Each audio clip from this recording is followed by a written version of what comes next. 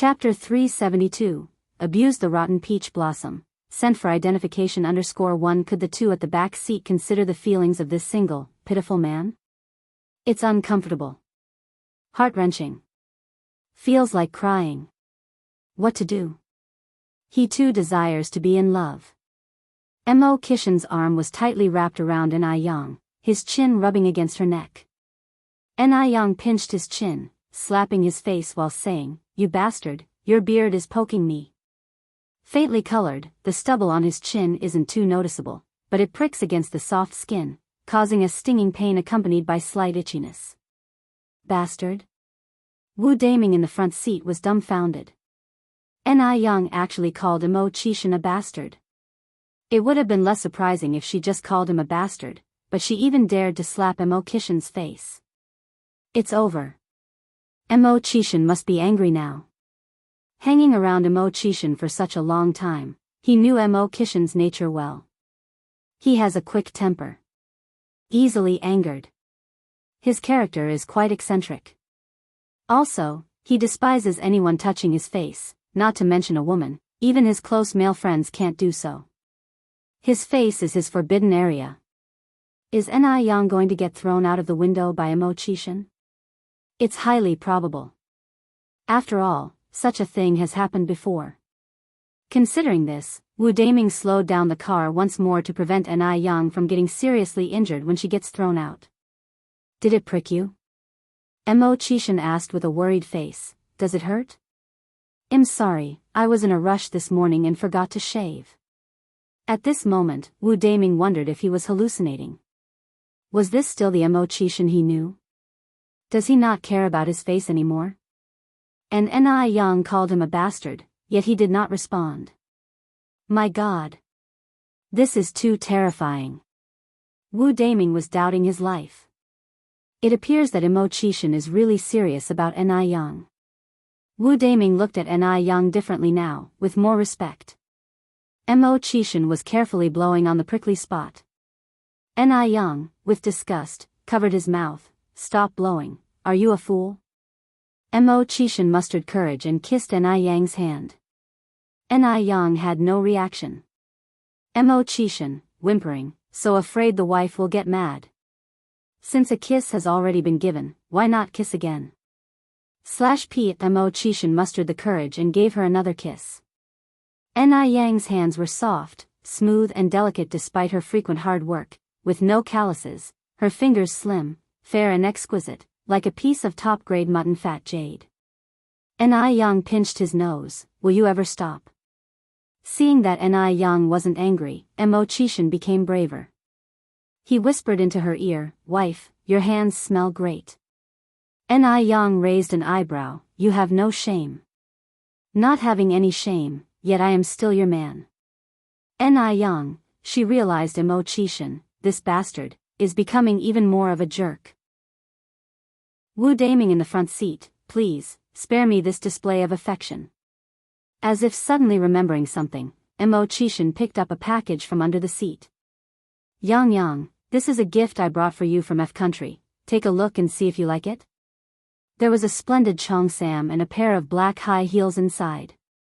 The cheongsam was made of high-quality silk, giving it a great feel, which immediately caught Na-young, a cheongsam enthusiast's attention. The shoes were size 36. Na-young curiously asked, "How do you know my shoe size?" Mo Kishan replied with proud arrogance, "How could I not know my wife's shoe size?" He was a fully dedicated, all-round perfect boyfriend. The kind who dotes on his lover. Just then, the car passed by a Western restaurant. Na-young said, "Brother Mo, have you eaten yet?" No, Mo Kishan shook his head and said, "The airline food was terrible." Then let's go have Western food? If you're not in a rush to go home. Having dinner with his wife, why would he be in a hurry to get home? There was no wife at home. I have nothing to do at home anyway. Mo Kishan continued, Daming, park the car in front.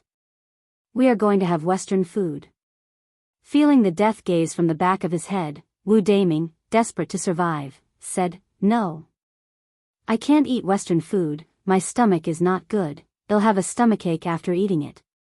Brother 6 and sister-in-law, you two go. Mo Chishan regretfully shook his head. Well, in that case, it can only be me and your sister-in-law. The car stopped in front. Mo Chishan helped Anai Yang out of the car. The two entered the Western restaurant.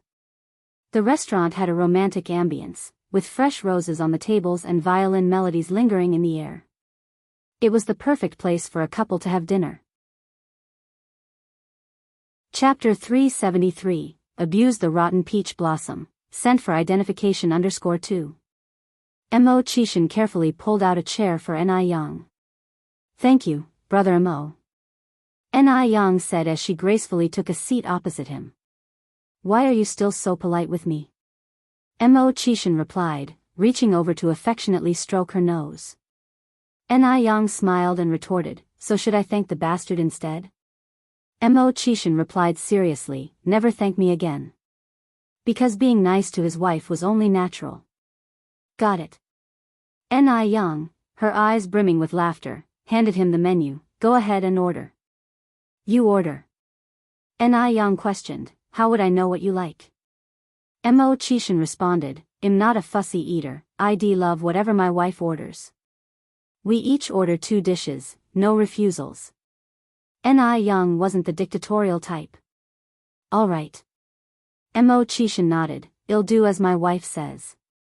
After Anai Yang ordered 2 dishes, she handed the menu back to Mo Chishan.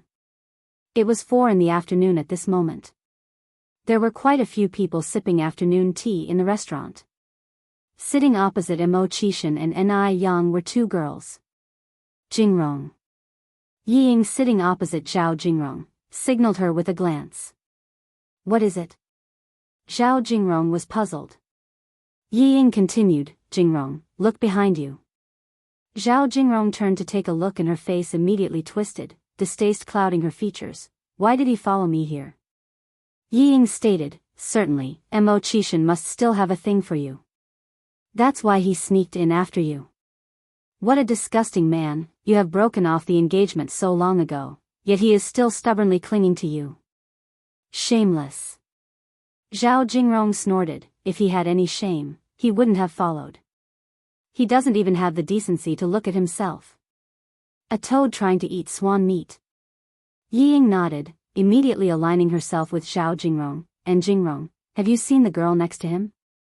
She's quite pretty. Zhao Jingrong's expression darkened. Who in the entire Beijing could be prettier than her? Seeing the change in Zhao Jingrong's demeanor, Ying quickly corrected herself, although she's pretty, she can't compare to you, Jingrong. In front of you, she's nothing more than a sparrow. No. She's nothing, not even a sparrow. You're the bright moon in the sky, she's nothing more than a clump of mud.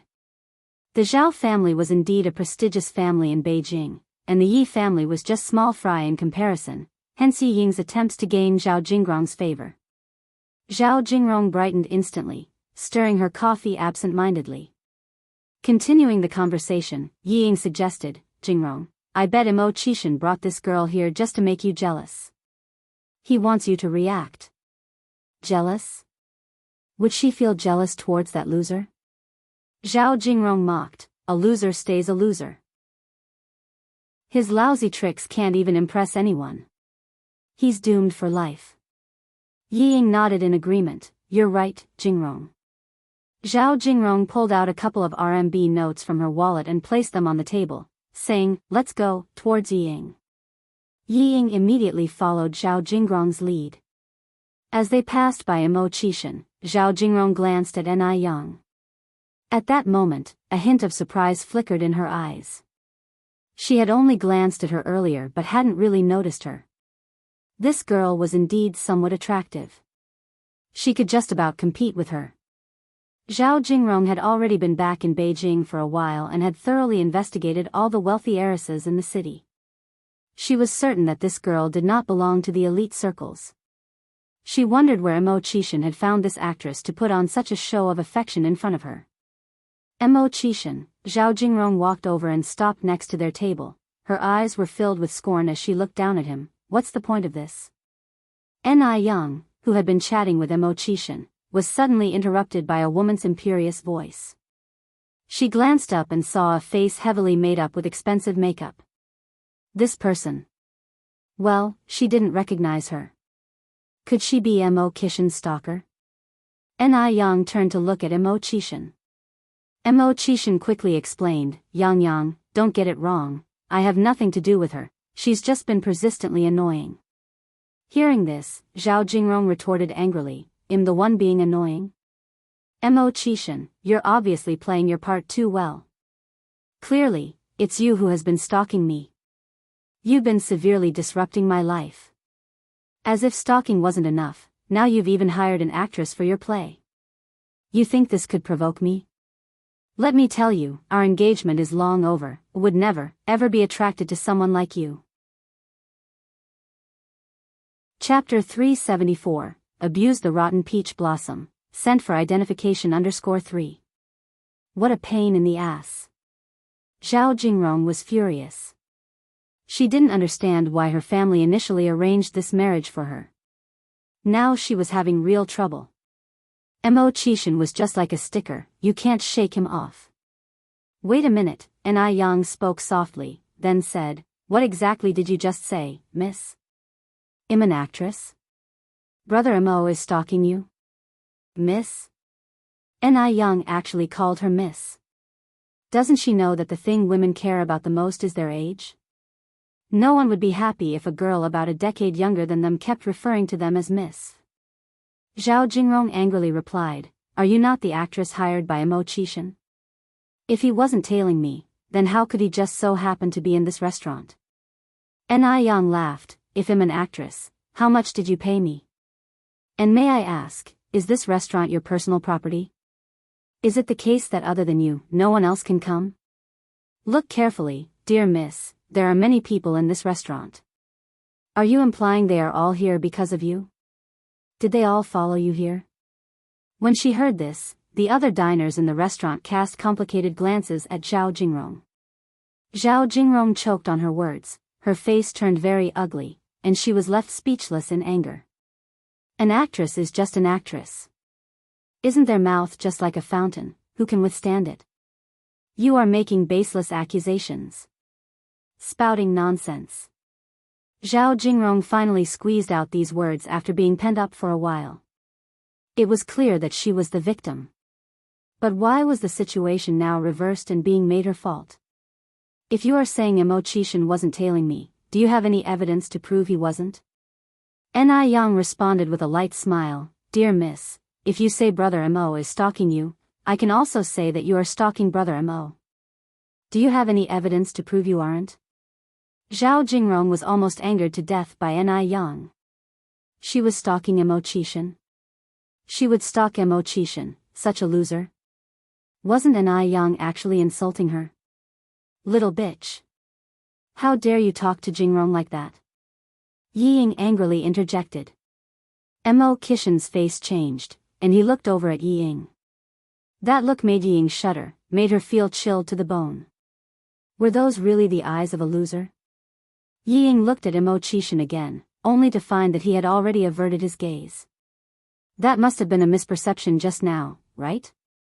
Yes. It must have been a misperception. Ni Yang kept her cool, saying indifferently, stirring up the pot first makes you the shameless one. Who's the real bitch here, don't I need to spell it out?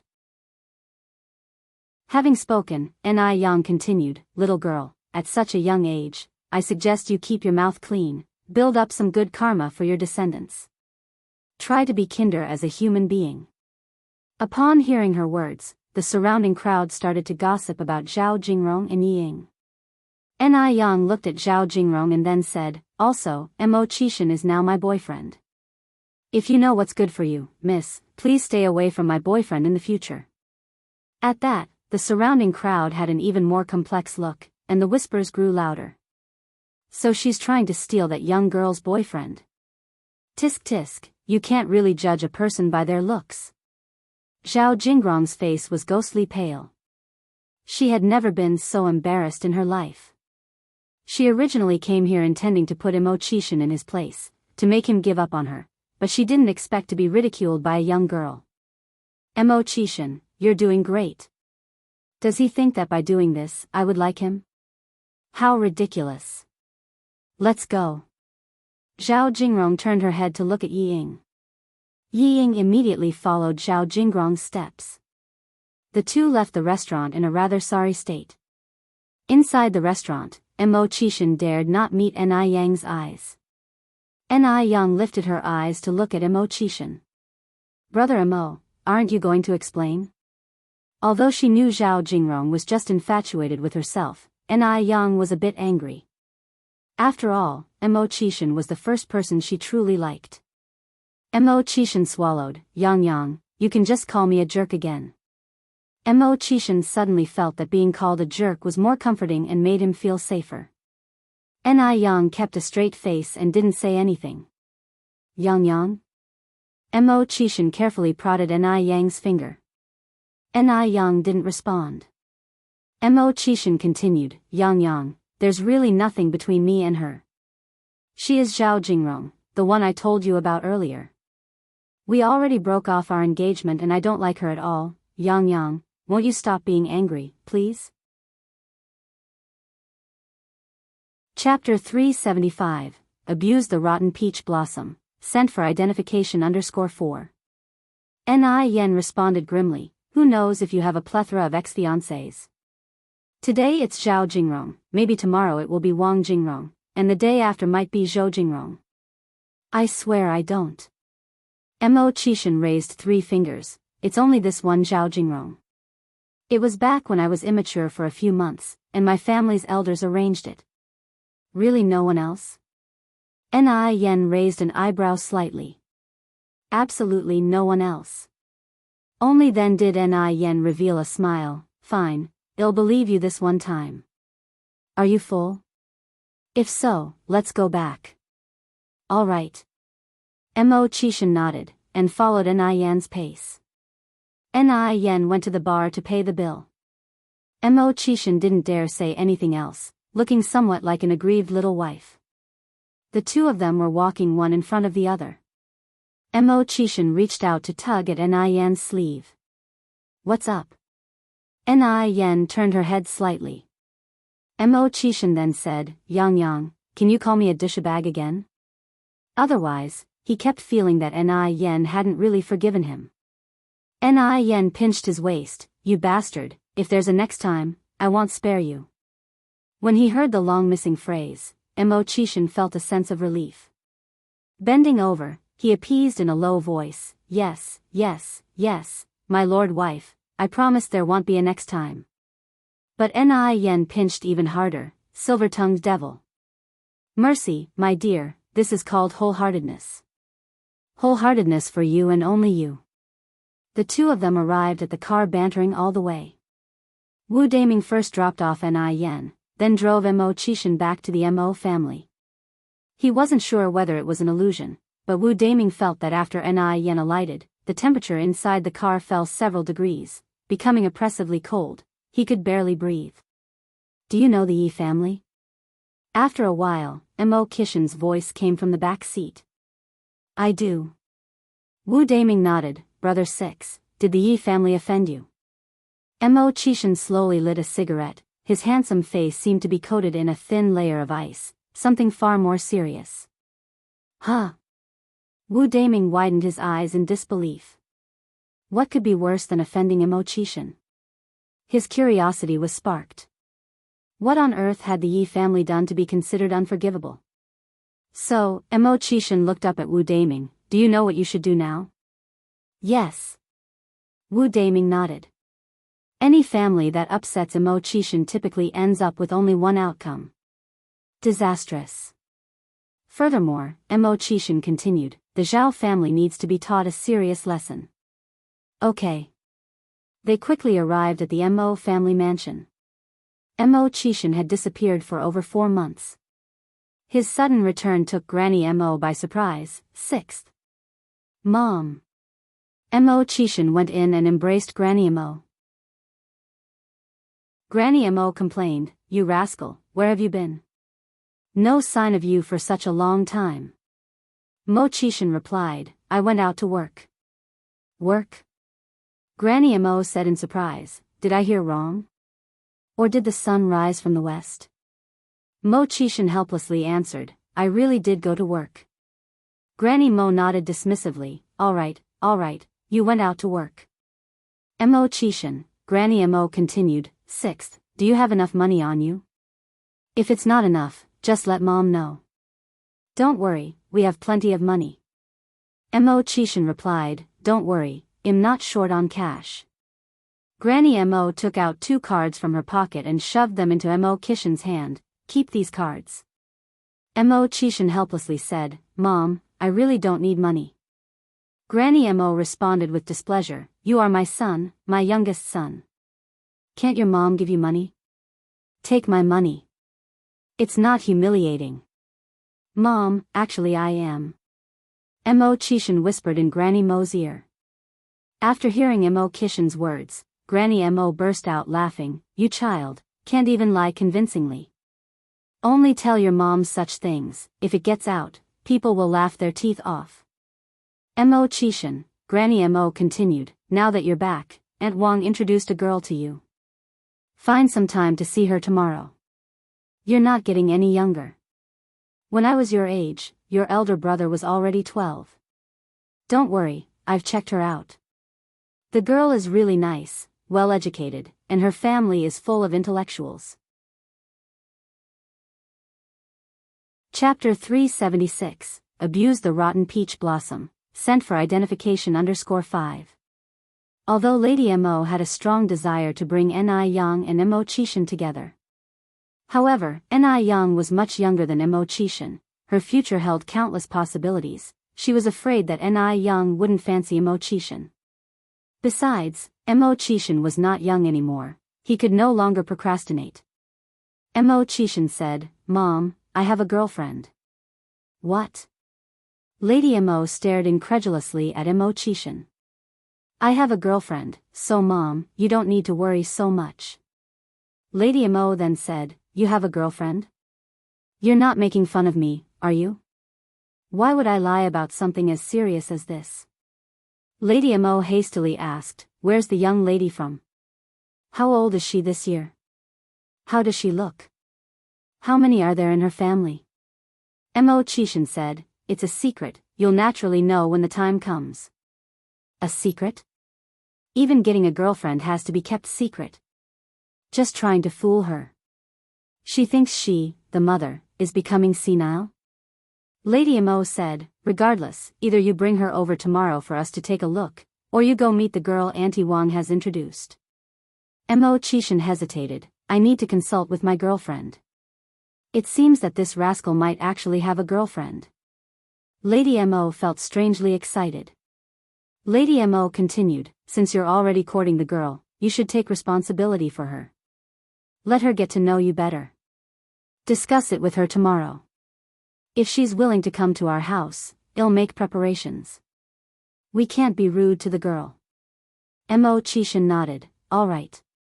Lady Mo continued, by the way, is your girlfriend as pretty as Ni Yang? Mo Chishan gave a mysterious smile, why don't you guess? Little brat.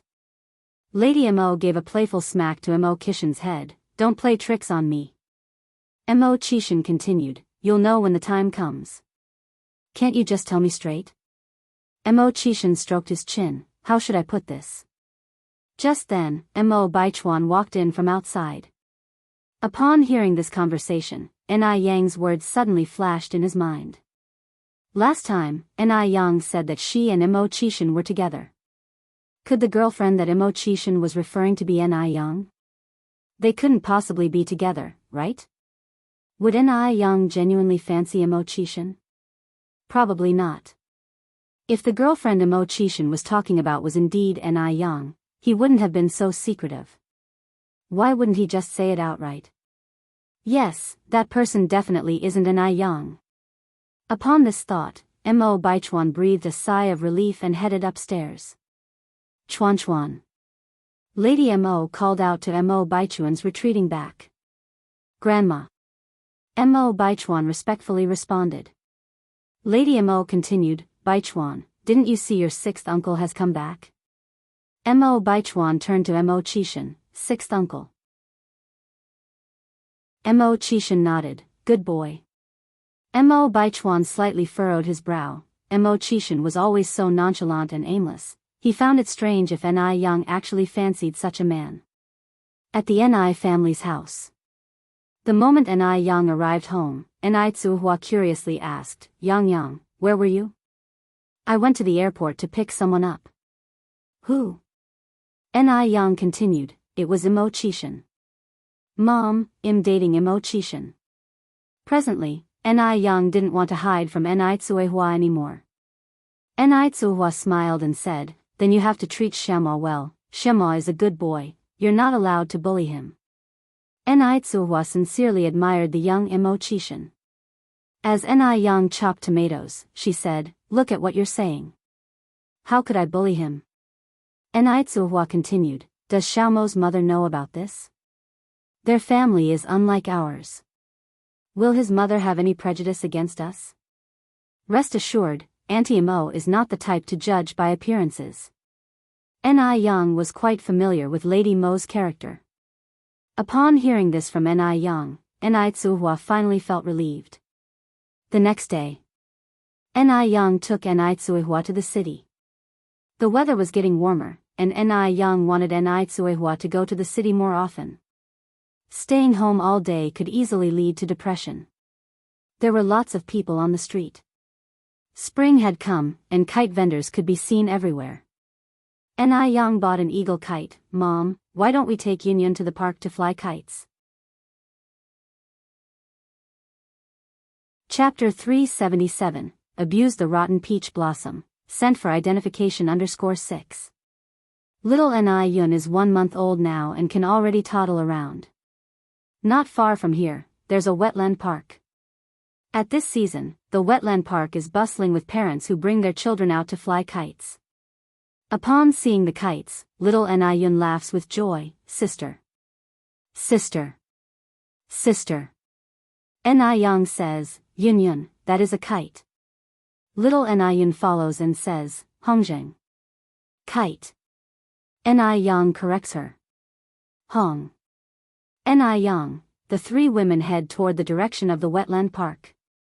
At this moment, Ni Tsuehua is bumped into by a fast-walking passerby. She doesn't know if it's an illusion, but she suddenly feels a pain in her scalp, as if her hair has been pulled out. The passerby immediately apologizes, I'm sorry.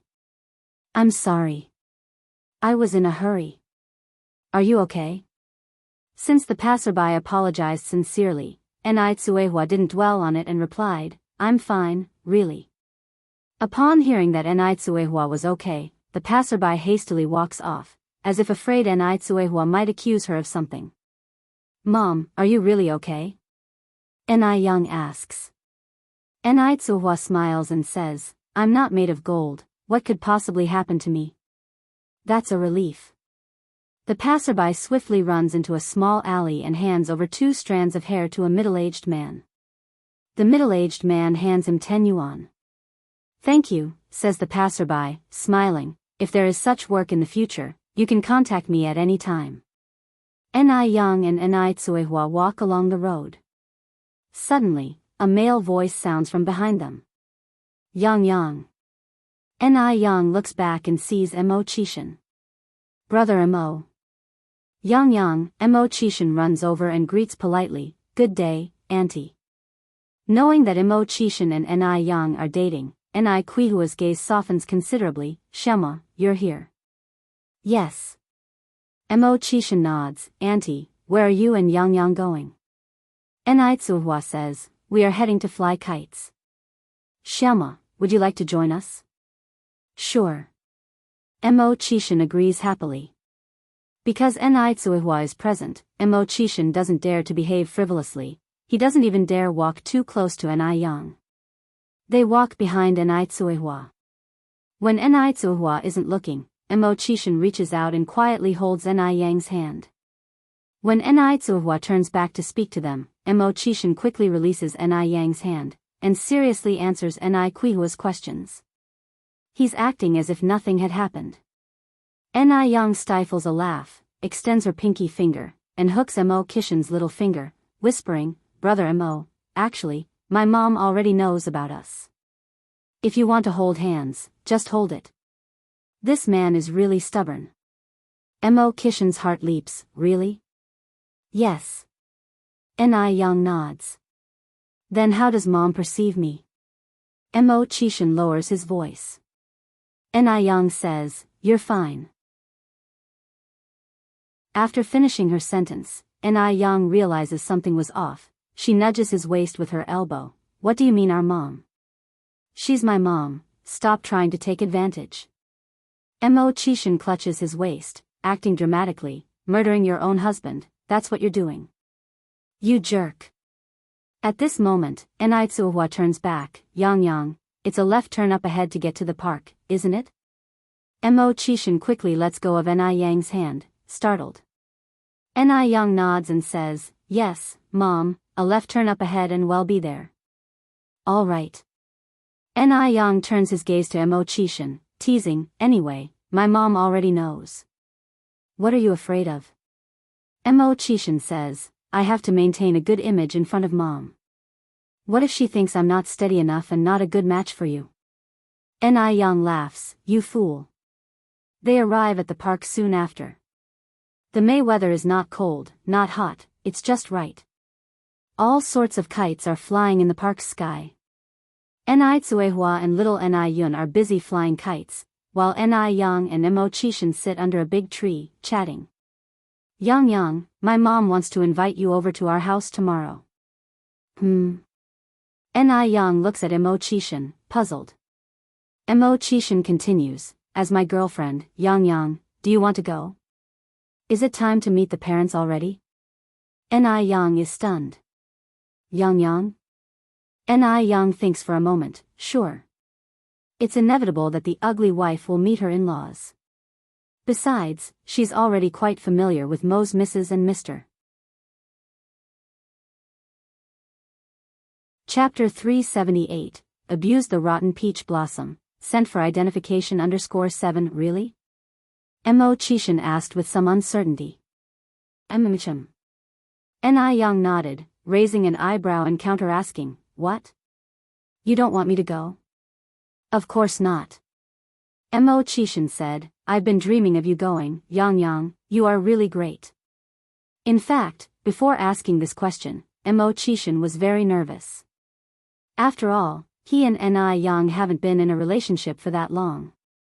He was afraid Ni Yang would think he was too frivolous. Mo Chishin was born a prodigy, but in front of Ni Yang, he didn't have much security. Because Ni Yang was just too outstanding. And she was so much younger than him. He was afraid Ni Yang would despise him.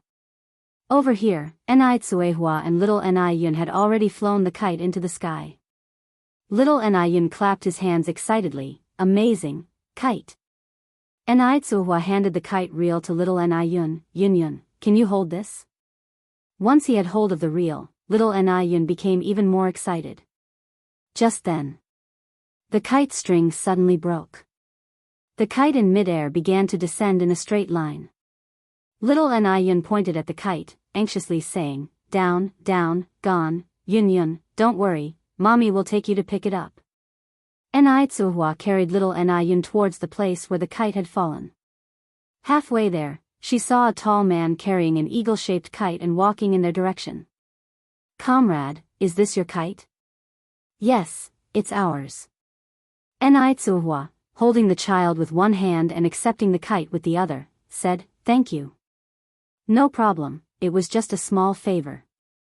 It was then that Ni Tsuehua recognized the man's face, and exclaimed in surprise, it's you. The man looked at Ni Tsuehua in confusion, you are? Ni Tsuehua continued, we met on the tram before. If it hadn't been for your timely intervention then, my child and I might have been in big trouble. Although they had met only briefly at the time, Ni Tsuehua had a deep memory of his face. After all, he had helped her so much. Yes, this man was none other than Shangguan Dehui, the father of Shangguan Su. Shangguan Dehui only remembered the incident that had happened on the tram about 5 months ago. In the vast sea of people, two strangers meeting again was indeed a rare fate. Oh, it's you. The child has grown so much. Children can change a lot in a short time. There was a big difference between little Ni-yun at 7 months and at 11 months. Fufu. Fufu. Little Ni-yun was very smart and knew to call younger people brother and older people uncle. She could say anything now, except for daddy. Shangguan Dehui loved children. Seeing such a cute little Ni-yun, he couldn't help but ask, "Would you mind if I hold the child?" Not at all. Ni Tsuhua handed the child to Shangguan Dehui. Shangguan Dehui reached out to take the child. Little Ni-yun was rarely held by men and was very excited at this moment. Shangguan Dehui continued, "What's the child's name?" Ni-yun. Ni Tsuhua explained, the Ni with a person radical, followed by yun, as in cloud. Shangguan Dehui nodded, reach the end of the water and sit to watch the rising clouds. "It's a very nice name." "Thank you." Ni Tsuhua thanked him. If it had been before, Ni Tsuehua would definitely not have understood the meaning of these 2 lines of poetry, but now things were different. For more than half a year now, she had been reading every day and had completely transformed. "Dad." Shangguan she ran over from the other side, and when seeing Ni Tsuehua and little Ni-yun in Shangguan Dehui's arms, she paused for a moment. Shangguan Dehui took the initiative to introduce, "This is my daughter, Shangguan Shi. Xiaoxi, this is Aunt Ni Tsuehua, and her daughter, Ni-yun." Shangguan Shi greeted them politely, "Hello, Aunt." Little Ni-yun chirped out, "Sis, sis." Of all the words, she could call out sister the clearest. Seeing how adorable little Ni-yun was, Shangguan's heart was instantly warmed. "Hello, little sis." "Hello, sis." Little Ni-yun was especially well behaved. Shangguan she took out a candy from her pocket. "Little sis, this is for you." "Thank you, sis." Little Ni-yun's face was so thrilled, her eyes squinted into slits. "You're welcome." Shangguan she gently patted her little head, then remembered something, and addressed Shangguan Dehui, "Dad, Aunt Lin and the others have arrived." "Oh, let's go then." After bidding Ni Tsuehua farewell, Shangguan Dehui and Shangguan she left together. Meanwhile, at the Jing family. Zheng Lingling noticed that today, old lady Zheng had once again called butler Lu to the study room. So, under the pretense of delivering chicken soup to the old lady, she brazenly lurked outside to listen in. Inside the study room, old lady Jing asked, "Butler Lu, how is that matter progressing?" Butler Lu replied, "Old madam, please don't worry. I have given the hair to Dr. Wang, the results should be out in about 3 months." Old lady Jing nodded, and then asked, "There has been no leak, has there?" "You can trust my discretion." "That's good." Old lady Jing sighed in relief. "Butler Lu, I'm sorry for troubling you over this period."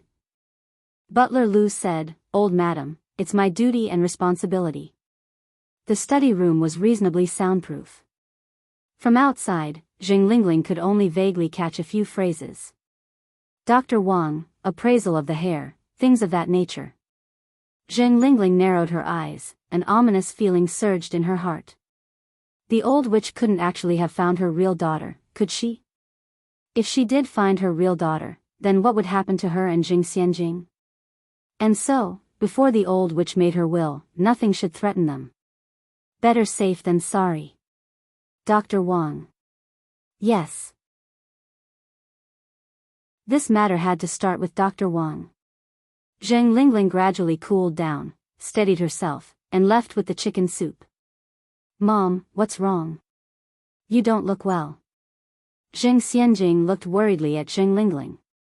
Zheng Lingling put down the chicken soup. "Xianjing, come with me." "Oh." Jing Xianjing followed Zheng Lingling to the 3rd floor's bedroom. Zheng Lingling closed the door and recited what she had overheard outside the study room to Jing Xianjing. Upon hearing this, Jing Xianjing's face changed markedly. "Mom, what should we do? Surely we can't just sit and wait?"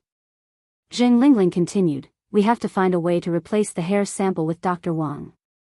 "Replace the hair?" Jing Xianjing furrowed her brow. "Yes." Zheng Lingling nodded. Zheng Xianjing then asked, that might be difficult, right? Zheng Lingling thought for a moment, that's why we need to plan carefully. We can't afford to be careless. Having said that, Zheng Lingling added, Xianjing, I remember Dr. Wang's son was your high school classmate, right? He's been to our house before, hasn't he? Yes. Zheng Xianjing nodded. Zheng Lingling instructed, this weekend, you should invite him out. Zheng Xianjing narrowed her eyes, Mom, you mean? Zheng Lingling nodded. Chapter 379, Clever Mrs. Zheng, meeting the parents one by one, revised, _1 Zheng Lingling turned her head towards Zheng Xianjing, a slight curve appeared on her lips, recognizing the look in the other's eyes. Despite Dr. Wang being unselfishly generous, he still has a son. They could take action related to the son. If they really wanted to go ahead, this matter would not be complicated. What Zheng Lingling didn't expect was that the conversation in the study room continued even after she left. Mrs. Zheng, tinged with worry, asked, Butler Lu, do you really think modern equipment can be so accurate as to verify blood relations? Matters concerning her only daughter made Mrs. Zheng extremely worried. She could not put all her hopes on the machines. No matter how good the machine was, there could still be errors. What if there were a mistake? Butler Lu said, Don't worry, madam. We live in an era of advanced science and technology. There surely won't be any errors. Mrs. Zheng then said, Butler Lu, you might have to go through the trouble again to send another hair sample to Dr. Xiaoran. Madam, do you not trust Dr. Wang? Asked Butler Lu. An extra authentication so that I can have peace of mind. Butler Lu, I'm already 68 this year, and as the years pass, my health is deteriorating. I'm afraid, towards the end, Mrs. Zheng let out a deep sigh. Her subsequent words were already understood without being spoken. Butler Lu said, Madam, you will surely live a long life. Mrs. Zheng laughed, I understand my own body and mind well enough, Butler Lu. There's no need for your consolation. Butler Lu followed up, Madam, even if Miss Tingting is not found, you still have Xianjing by your side.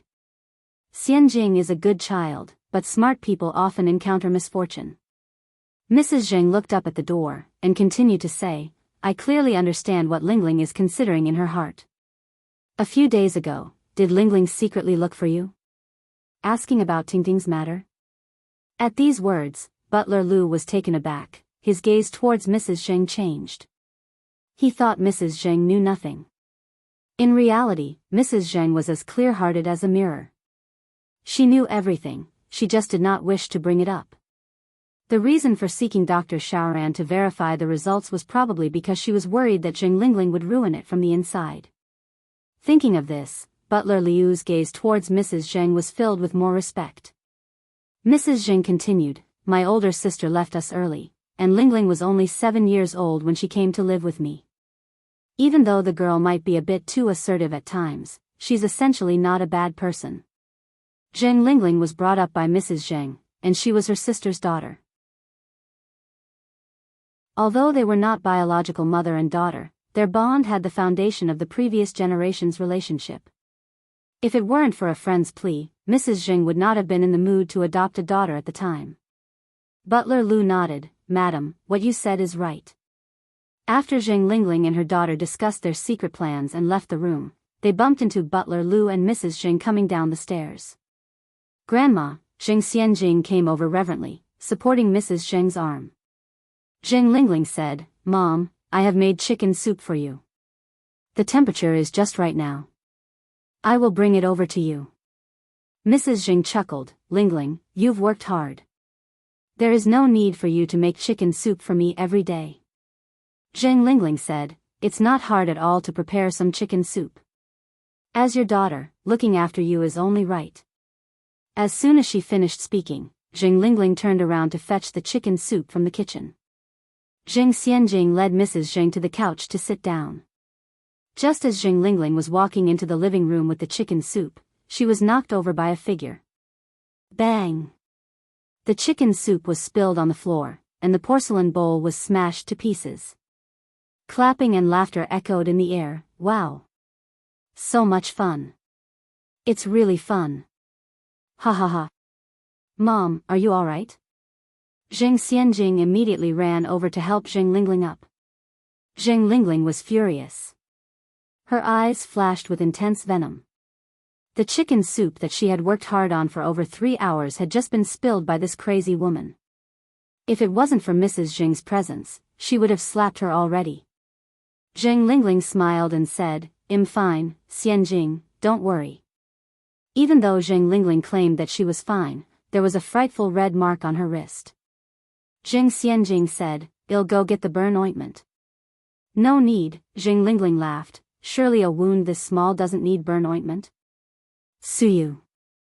Mrs. Zheng looked sternly at the person who caused the chicken soup to be spilled. "Sister, that was fun." Zheng Suyu didn't realize her mistake. Her eyes were sparkling with excited laughter. Chapter 380, Clever Mrs. Zheng, Meeting the Parents One by One, Revised, _2. Zheng Suyu is the youngest sister of Old Master Zheng, and she is 56 years old this year. This younger sister was a talented woman in her early years, but she unfortunately met a faithless man and lost all faith in marriage. She openly declared that she would remain unwed for life and had been living in the Zheng's residence ever since. Then, 3 years ago, she went mad overnight while she was perfectly fine. When she was taken to the hospital, the doctors diagnosed her with a mental illness stemmed from severe depression. There was almost no chance of recovery. Ghost.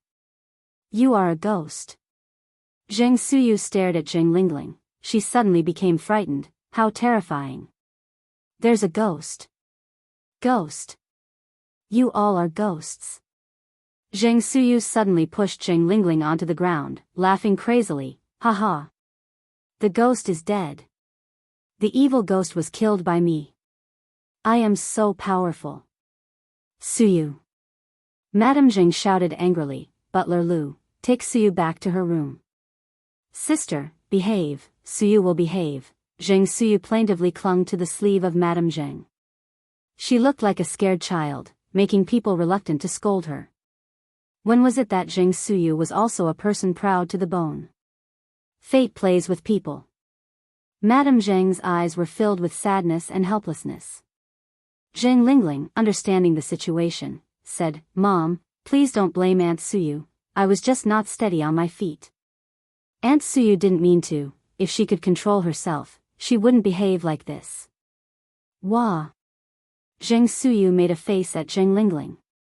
Madame Zheng sighed, looking at Zheng Suyu and said, "Suyu, when can you get better?" "Sister, sister, you are so beautiful." Zheng Suyu suddenly became excited and started hopping around the room. Madame Zheng sighed again, her eyes full of sorrow. Park. Shangguan Dehui lost his wife early. His visits to the park this year were not just for leisure walks but also for matchmaking events. Shangguan Su and Shangguan Shi were sensible children. They did not object to their father finding a companion. The woman he met was Lin Fong, who is exactly 40 years old. Her husband passed away 5 years ago from liver cancer, and she remained unmarried. Shangguan Dehui is already 42 and at his age, he didn't have high demands for women. As long as the woman was gentle, virtuous, and able to live a daily life, that would be enough.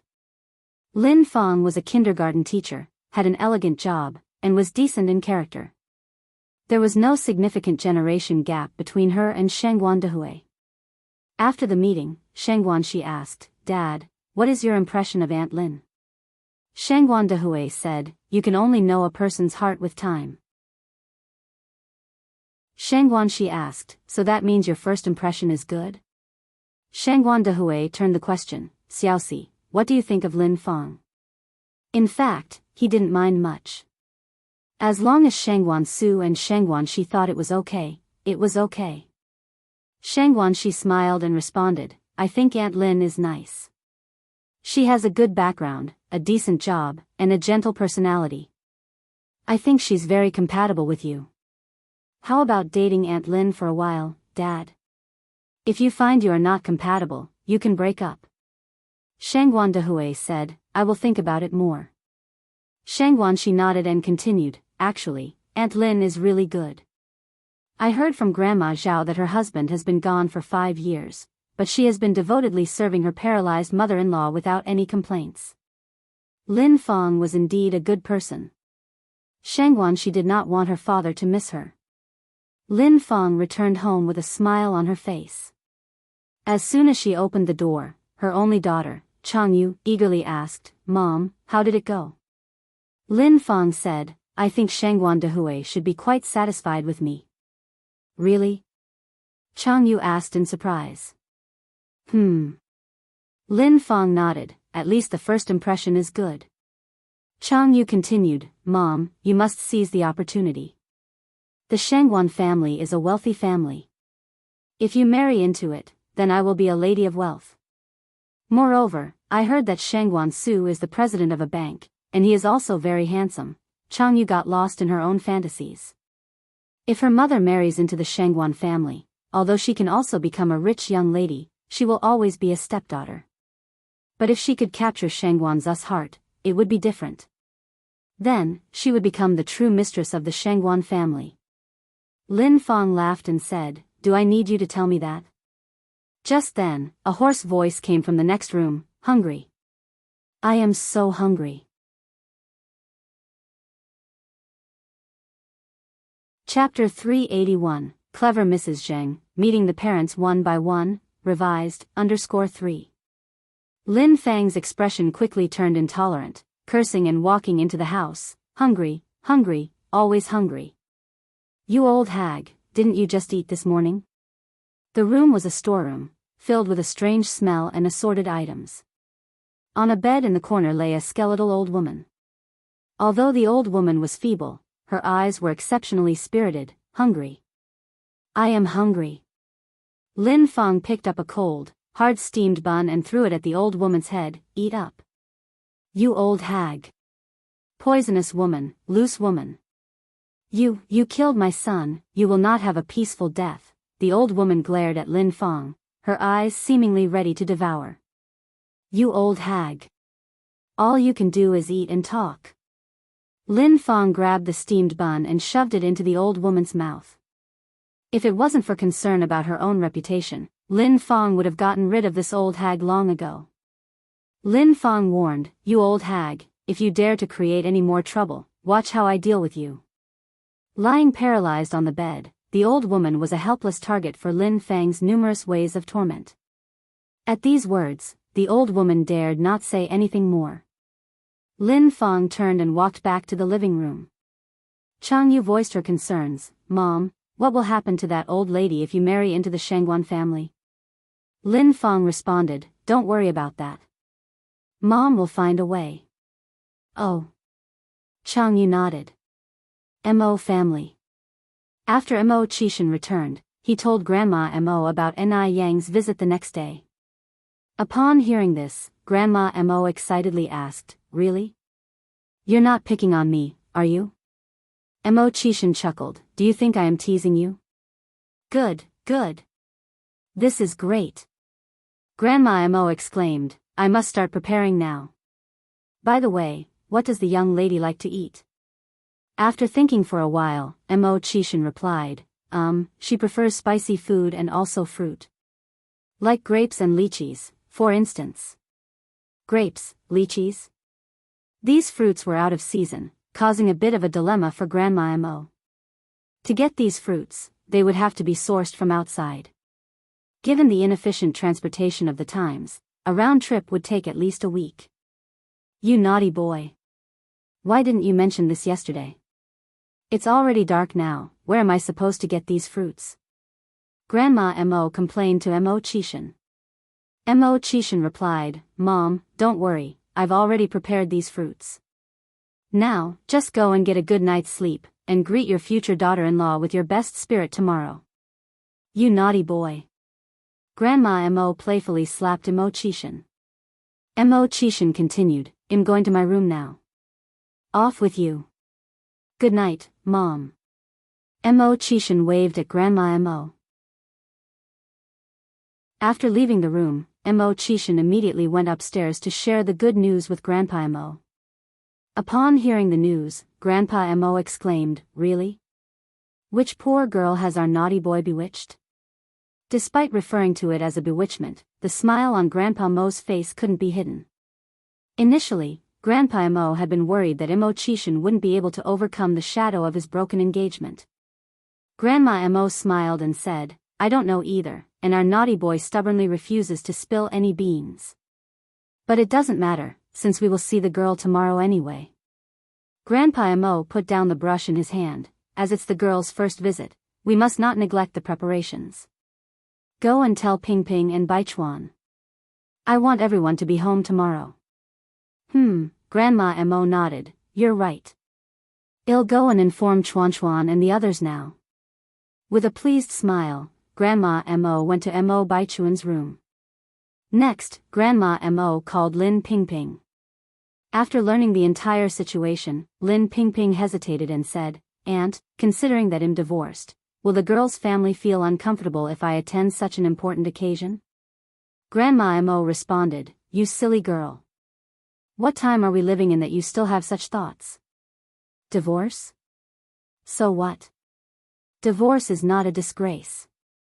By coming, you're showing respect to the girl's family and also helping to keep an eye on things." Upon hearing this, Lin Ping Ping agreed. Bright and early the next day, Mo Chishan woke up. He opened his wardrobe, debating on what to wear, trying on outfit after outfit without satisfaction. Finally, he decided on his frequently worn white shirt. Chapter 382, Clever Mrs. Zheng, Meeting the Parents One by One, revised, _4. After choosing his clothes, he carefully shaved off his stubble, meticulously washed his face, and finally headed downstairs. When he reached the ground floor, Mr. and Mrs. Mo were sitting on the sofa reading the newspaper. "Old Six, you're up. I was just about to wake you," they said. "Mom, Dad, have you eaten yet?" "Your dad and I already ate. We left breakfast for you on the table. The quicker you consume it, the sooner you can go pick up your bride." "Okay." Mo Chishan picked up a meat bun, saying, "I'm leaving now." After Mo Chishan left, Mrs. Mo fell into a state of anxiety. "Husband, do I look good in this outfit? Is it acceptable?" In anticipation of meeting her future daughter-in-law, Mrs. Mo was dressed exceptionally formal today.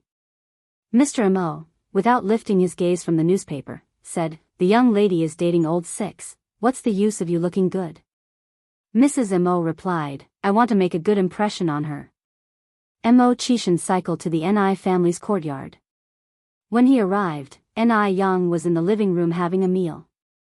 "Xiao Mo's here," Ni Tsuihua urged. Yang, hurry up and eat." "Okay." Ni Yang managed a garbled agreement while still eating porridge. Mo Chishan said, "No worries, Auntie, there's no rush. We still have plenty of time." Ni Tsuihua laughed and said, "Little Mo, have you eaten yet? If not, you can eat with us." The pan-fried dumplings this morning were hand-wrapped by Yang herself. Mo Chishan politely said, "Thank you, Auntie, but I've already eaten." Ni Yang lifted her eyes towards Mo Chishan. "Brother Mo, why so shy?" Ni Tsuihua handed him a fresh pair of chopsticks and a bowl. "We are all family, little Mo, there's no need to be formal." Mo Chishan stood up, accepting the bowl and chopsticks with both hands. "Thank you, Auntie." In a little while, Ni Yang put down her bowl and chopsticks, then said, "Brother Mo, take your time. I'm going to change." "Okay." Mo Chishan nodded. Somehow his face suddenly flushed. For some inexplicable reason, he felt a little warm. Within a short time, Ni Yang emerged from her room fully dressed. However, Mo Chishan was not in the living room. "Where is he?"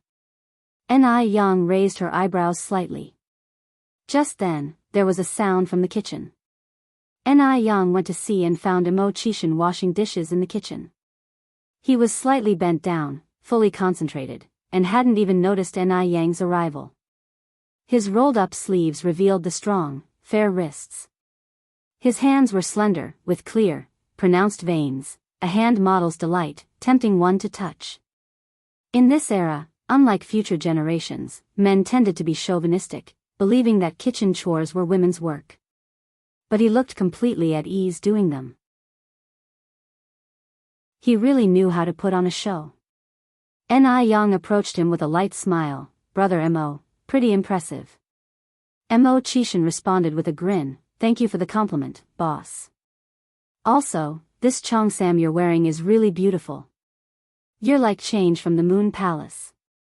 Ni Young was wearing a cheongsam she brought back from F country. The pale yellow cheongsam accentuated her already fair skin, making it look as delicate as a peeled eggshell. The cheongsam was embroidered with lifelike peonies, which were typically known as the king of flowers and were known for their ability to enliven Beijing when they bloom. However, with the cheongsam on Ni Yang, the peonies seemed to lose their shine. Ni Yang's eyes twinkled. I see you're still good with your sweet talk. After washing the last dish, Mo Chishan leaned towards Ni Yang and said, would you like to taste how sweet? Ni Yang was shocked, her cheeks instantly turning a deep shade of red. She glared at him, shameless. She quickly realized that Mo Chishan, the loathsome man, was becoming increasingly flirtatious. Ni Yang even began to suspect that Mo Chishan's initial innocent demeanor was just a ploy to beguile her. Mo Chishan gazed at her, seemingly lost in thought for a moment. My God! His bride looked beautiful even when she was angry. Ni Yang ignored him and walked out of the kitchen. Mo Chishan immediately followed her out. Ni Tsuehua brought out a prepared gift for Ni Yang. Yang, you should bring this. Okay. Ni Yang reached out for it. Mo Chishan said, Auntie, you really don't have to. Ni Tsuehua smiled and said, this is Yang Yang's first time visiting your home as your girlfriend. It's a basic courtesy. Xiaoma, if you don't accept it, he'll get upset. Mo Chishan chuckled, Auntie, thank you. Ni Tsuehua said, why are you still being so formal with me, little Mo? Alright, you two should get going. Don't keep your family waiting.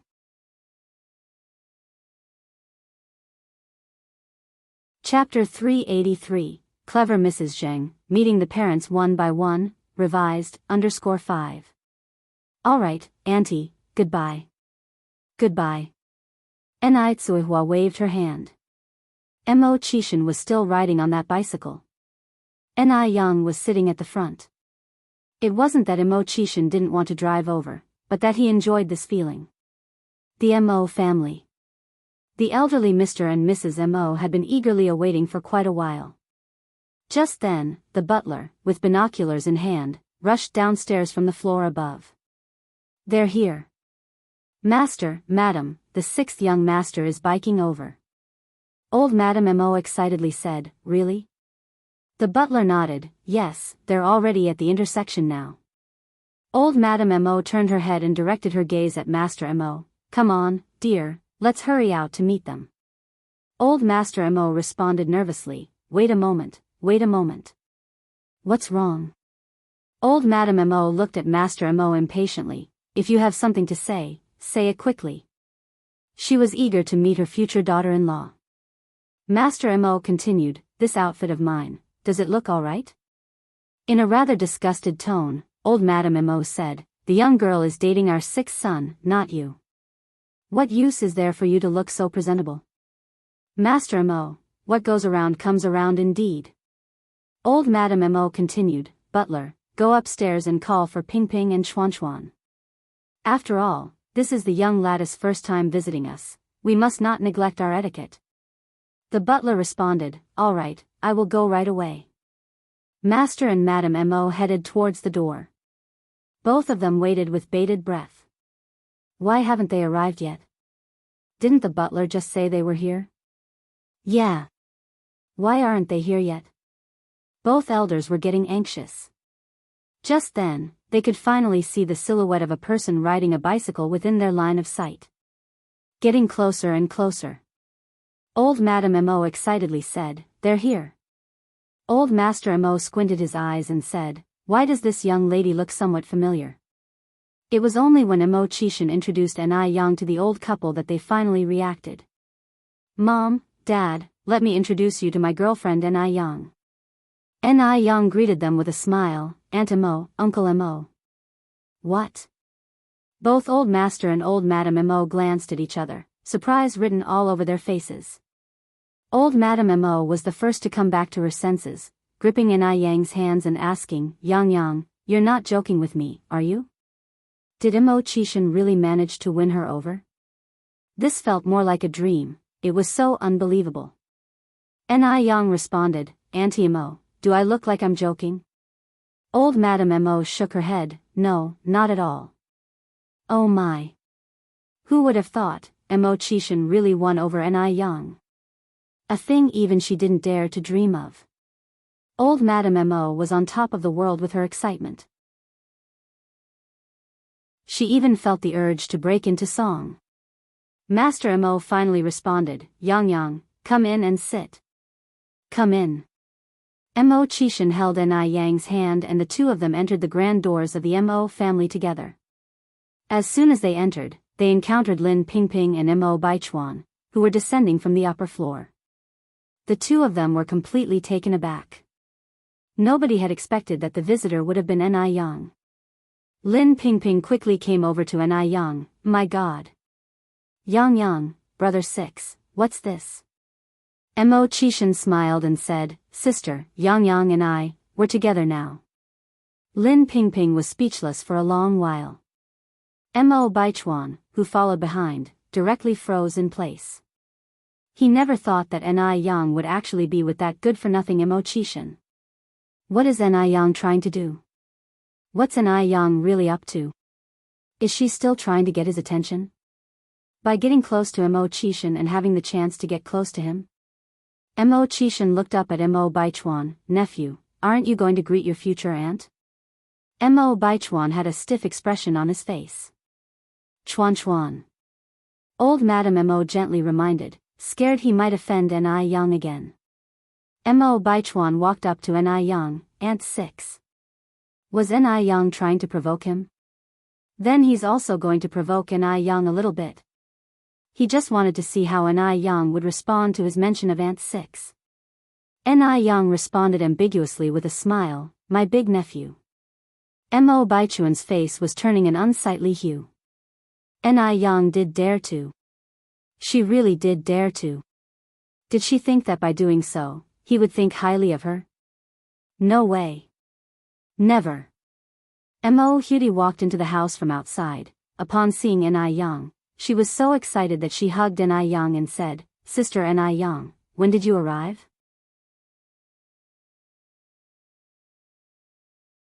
Chapter 384, Clever Mrs. Zheng, Meeting the Parents One by One, revised, _6.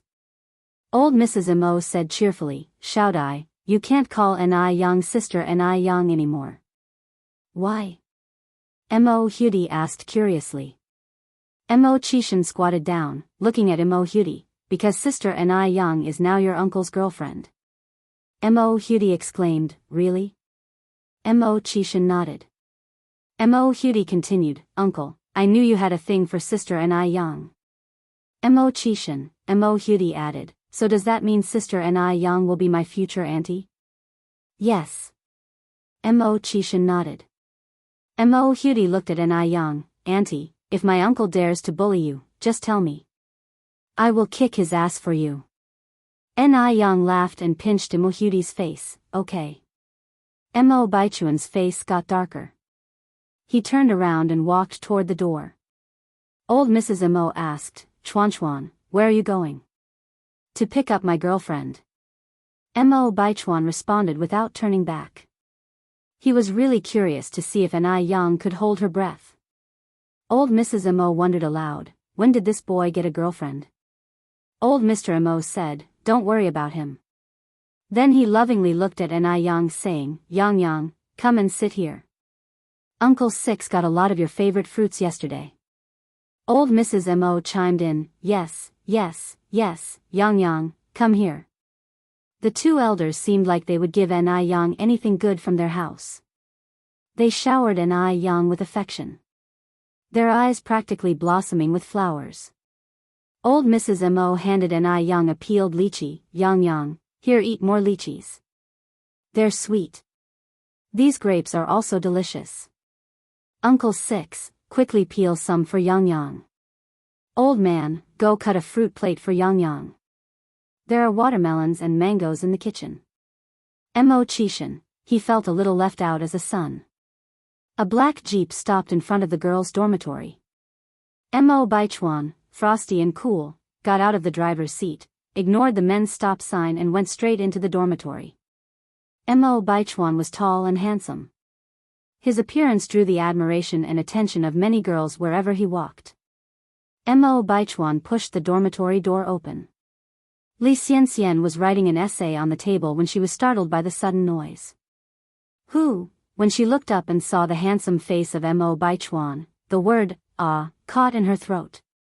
Baichuan. Li Xianxian looked at him with surprise. How come you're here? Mo Baichuan pulled Li Xianxian up. Li Xianxian, don't you want to be my girlfriend? Ah. Li Xianxian blushed. I'm asking you, do you want to be my girlfriend? Mo Baichuan asked again. Li Xianxian suppressed her excitement. Baichuan, why are you asking me this? Was Mo Baichuan confessing his love to her? The day she had been waiting for, had it finally arrived? Li Xianxian felt that her heart was leaping out of her chest. Mo Baichuan repeated impatiently, I ask you, do you want to be my girlfriend? Li Xianxian knew Mo Baichuan too well. She knew that he was not a man of sentimentality. He was aloof and not good at expressing feelings. It was already a big step for him to have come this far. So, she had to seize this opportunity. Yes. Li Xianxian bashfully nodded her head. Mo Baichuan was satisfied and said, good, I'll give you the chance to be my girlfriend right now. Really? Li Xianxian felt as if her heart was no longer her own. She was finally waiting for this day. Mo Baichuan continued, go change your clothes now. Li Xianxian was a bit taken back. Huh? Change your clothes. Mo Baichuan said, put on your prettiest outfit. Was this a date? Li Xianxian was excited. Okay. Wait for me, Baichuan. Mo Baichuan's face remained expressionless. I'll wait for you downstairs. Okay. Li Xianxian nodded excitedly. Mo Baichuan turned around and walked downstairs. Li Xianxian opened her wardrobe, selected her best dress, sat in front of the makeup table, and began to paint her eyebrows and do her makeup carefully. Her roommate, Zhang Yingying, came in from outside and said excitedly, Xianxian, I saw a certain someone's car downstairs. Is Mr. Mo waiting for you? Li Xianxian was a little embarrassed. You figured me out. Zhang Yingying was curious. Xianxian, are you and Mr. Mo together now? Li Xianxian bashfully nodded. He just confessed his feelings to me. Really? Zhang Yingying exclaimed with envy. Really?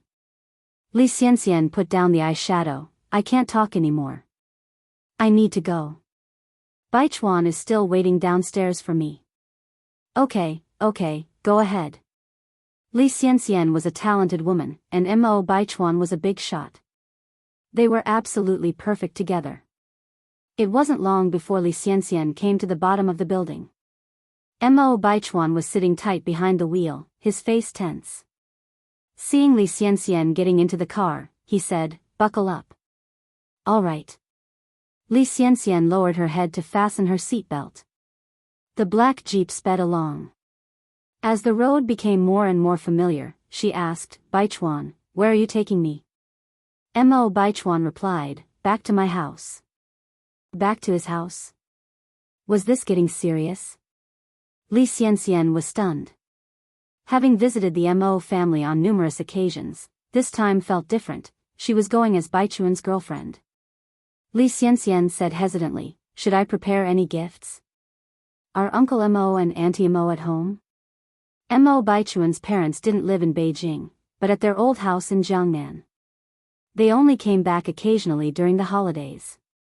Right now, only my grandparents are at home. Oh. Li Xianxian nodded. Li Xianxian wasn't too worried about Mo's grandparents as they were quite fond of her. What she was worried about were Mo Qixin's parents. After all, the last time she left an impression on Mo Baichuan's parents, it was not particularly good.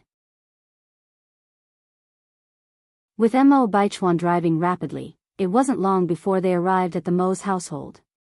When they got out of the car, Mo Baichuan held onto Li Xianxian's arm. "Let's go in." "Okay." Li Xianxian nodded. The living room was bustling with activity. Yet, Li Xianxian did not feel any warmth from the Mo family. Li Xianxian squinted her eyes slightly. Mo Baichuan pulled Li Xianxian in front of everyone, formally announcing, "Grandpa, Grandma, Uncle 6, Cousin, and future Aunt 6, let me introduce you. This is my girlfriend, Li Xianxian."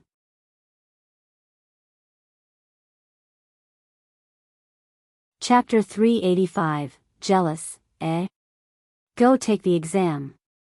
_1 Upon hearing this, there was some silence in the living room.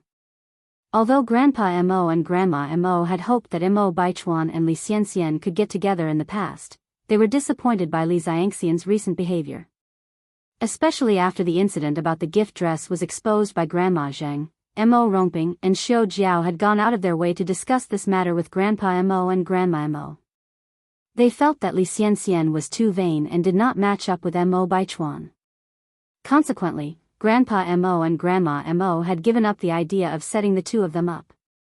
Unexpectedly, when they had tried to pair these two in the past, they had not gotten together, but now that they left them alone, they had unexpectedly ended up together. What's going on? Grandpa Mo and Grandma Mo looked at each other and saw the dilemma in each other's eyes. A flicker of displeasure flashed in Li Xianxian's eyes but was quickly gone. What kind of reaction was that from Grandpa and Grandma Mo? Didn't they like her a lot before? And what about Yang? How did Mo Baichuan introduce her just now? Yang was going to be his future aunt? Could it be that Yang really had gotten together with Mo Qixin? She didn't know if Yang was really with Mo Qixin, or if it was just a trick to attract Mo Baichuan. After all, Yang could get closer to Mo Baichuan through Mo Qixin. No, she could not let her guard down. As long as Yang was alive, she would not find peace. Li Xianxian suppressed her thoughts and said softly, "Hello, Grandpa and Grandma, Aunt, Uncle, future Aunt." Grandma Mo was the first to react and said with a smile, "Xianxian, sit down, don't be shy." "Thank you, Grandma." Li Xianxian sat down on the sofa. Mo Baichuan also sat down at the same time. His gaze unconsciously swept over Yang, trying to find any clues. Unfortunately, there weren't any. Even when he publicly declared Li Xianxian as his girlfriend in front of Yang, she didn't show any special expressions. What did Yang want to do? Was she putting on a show for him? Mo Baichuan clenched his fists, his lowered eyelids hiding the emotions in his eyes. Li Xianxian gently laid her hand on Mo Baichuan's, looked over at Yang, and a hint of triumphant smile appeared at the corner of her mouth. So what if Yang had her eyes on Mo Baichuan? The one who got Mo Baichuan in the end was her. She would absolutely not let anyone take Mo Baichuan away from her. Grandma Mo continued, "Xianxian, you can eat any fruit you like. Don't be shy." While saying this, Grandma Mo handed a peeled tangerine to Yang. Yang smiled and took it. "Thank you, Aunt Mo." Li Xianxian's face looked a bit unpleasant. She felt that Yang had taken away the treatment she deserved. After all, before Yang arrived, she was the apple of Grandma Mo's eye, and Grandma Mo would love to give her all the goodness of the world. "You little bitch." Just as Yang finished eating the tangerine, Mo Qixin handed her a peeled lychee. "How about another lychee?" Yang shook her head. "I'd like to eat some grapes." "All right." Mo Qixin nodded, picked up a grape, and carefully peeled it. A moment later, Mo Qixin offered the peeled grape to Yang. Yang took the grape with her mouth, her red lips accidentally brushed his finger, and the slightly cool contact felt like an electric shock. Mo Kishin's ears turned a shade of red as he stared at her moist lips covered with grape juice. He was suddenly seized by an impulse to kiss her. They must be sweeter than grapes. The grape had seeds. As Ni Young was about to spit out the seed, Mo Kishin reached out his hand. Just spit it on my hand. Looking at Mo Kishin, then at Mo Baichuan beside her. Li Xianxian felt that Ni Young was overly dramatic and showed too much. Just because Mo Kishin likes her, she started acting arrogantly and forgot who she really was. Women should naturally serve men, but Ni Young, on the contrary, let men serve her. She has no sense of propriety. Li Xianxian picked up a banana, peeled it, and handed it to Mo Baichuan. Baichuan, eat the banana. Without comparison, there is no harm. She wanted everyone to see how virtuous and good she was. What did Ni Young have to compare with her? Mo Baichuan took a bite, his eyes hiding a dangerous glint, because the scene in front of him was too glaring. He didn't know why he cared so much about Ni Young. Undoubtedly, Ni Young was deliberately putting on a show for him, but he still couldn't help feeling angry and upset.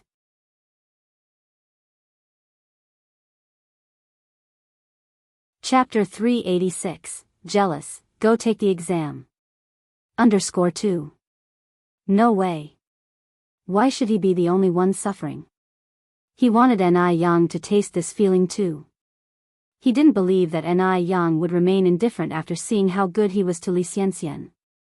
He would make Ni Young show her true colors and bow her arrogant head to him. The taste is good. Mo Baichuan gave Li Xianxian a small smile. I'm glad you like it. Li Xianxian bashfully asked, Baichuan, would you like some water? Mo Baichuan nodded. Li Xianxian held the cup to Mo Baichuan's mouth, gently reminding him, drink slowly, be careful, it's hot. The expressions of Mr. and Mrs. Mo were somewhat complicated. The atmosphere was warm before Li Xianxian came. However, when Mo Baichuan brought Li Xianxian, the atmosphere changed. It felt strange. There was an indescribable feeling. Mo Kishin turned to Ni Young. Yang, want to visit my room? Okay. Ni Young nodded. After bidding farewell to Mr. and Mrs. Mo Kishin led Ni Young upstairs. Mo Baichuan watched their departing figures, veins pulsating on the back of his hand. Li Xianxian's glance slid across Mo Baichuan's hand, a hint of a sinister light flashed in her eyes. Baichuan. Mr. Mo stood up, come with me. All right, Grandpa. Mo Baichuan got up and followed Mr. Mo. Mrs. Mo looked at Li Xianxian and said, Xianxian, I'm going to check the kitchen. Grandma, I'll go with you. Li Xianxian dutifully supported Mrs. Mo's arm. The chefs in the kitchen were busy, the air filled with a tantalizing aroma. To welcome Ni Young, the Mo family had specifically invited a world-renowned chef. Seeing all this, Li Xianxian felt overwhelmed. She didn't expect that Mr. and Mrs. Mo seemed colder towards her on the surface, but in secret, they prepared all this extravagantly. They even invited an internationally renowned chef. Of course, the Mo family couldn't have arranged this alone, this had to be Mo Baichuan's doing. After all, the power of Mr. Mog in Beijing is unparalleled. Just thinking about becoming Mrs. Mog, Li Xianxian felt incredibly honored. Mrs. Mo chuckled, remember to add more chili when you cook. Li Xianxian was puzzled, Grandma, don't you and Grandpa dislike spicy food? To cater to the tastes of the Mo family, Li Xianxian had long adjusted her diet to be less spicy. Mrs. Mo smiled, Yang likes it. Yang likes it? The chef invited by Mo Baichuan, cooking dishes that Ni Young likes. Was Mrs. Mo forgetting who the guest of honor is? This is too outrageous. She is clearly Mo Baichuan's official girlfriend, yet Ni Young is receiving treatment that was originally intended for her. Li Xianxian discreetly furrowed her brows, jealousy seeping from her eyes. What on earth was Mrs. Mo thinking? Had she lost her mind? Upstairs, in the study. The atmosphere was somewhat stifling. Mr. Mo stood in front of his desk. Baichuan, what's going on with you and Xianxian? Mo Baichuan replied, Li Xianxian is my girlfriend now. Isn't that what you and Grandma have always wanted? Mr. Mo continued, Baichuan, your grandmother and I have talked about this. We had mistaken judgment before. Xianxian is not right for you. Why won't you listen? Mr. and Mrs. Mo had discussed this issue with Mo Baichuan before. Mo Baichuan didn't react much at the time. Little did they expect that in just a few months, Mo Baichuan and Li Xianxian would end up together. Mo Baichuan responded, Grandpa, I'm a human being, not an object. I can't control my emotions. I can't just like someone because you want me to. Li Xianxian and I have spent a lot of time together. Certain things are beyond my control now. These words seemed like his true feelings, but at the same time felt casually tossed out. It was hard to tell what was true and what was false. Mr. Mo sighed, regarding this matter, your grandma and I are also to blame. We shouldn't have interfered with matters of the heart. Baichuan, you're a smart boy. Think about this carefully. From our observations over this period, Xianxian isn't as simple as we initially thought. Mo Baichuan replied, Grandpa, I'm afraid I might disappoint you this time because I truly like Li Xianxian.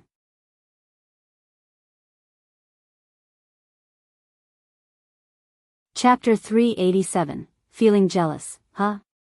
Go take the exam. _3. Subconsciously, as Mo Baichuan spoke, an image of a face as beautiful as a blooming flower appeared in his mind. It was Ni Yang. Mo Baichuan had met many girls, but their spirits were all the same, including Li Xianxian's. Only Ni Yang was different. Even knowing that Ni Yang was deliberately playing hard to get, he was still attracted to her. Although he didn't want to admit it, that was the truth. So everything he was doing now was to provoke Ni Yang and cause her to lose her footing. Old Master Mo helplessly shook his head. Is there really no room for reversal in this matter? No. Mo Baichuan shook his head resolutely. Old Master Mo sighed. Mo Baichuan continued, Grandpa, you have such a strong objection to Li Xianxian. Why don't you have any objections to Ni Yang? Although Li Xianxian was dull, she was at least sincere, brave enough to face her own feelings. Unlike Ni Yang, who was inscrutable and manipulative. Old Master Mo frowned slightly. Yang is a good girl. As a junior, you are not allowed to disrespect your elders. Although Ni Yang was younger, but since she was with Mo Qishan, she was indeed an elder to Mo Baichuan.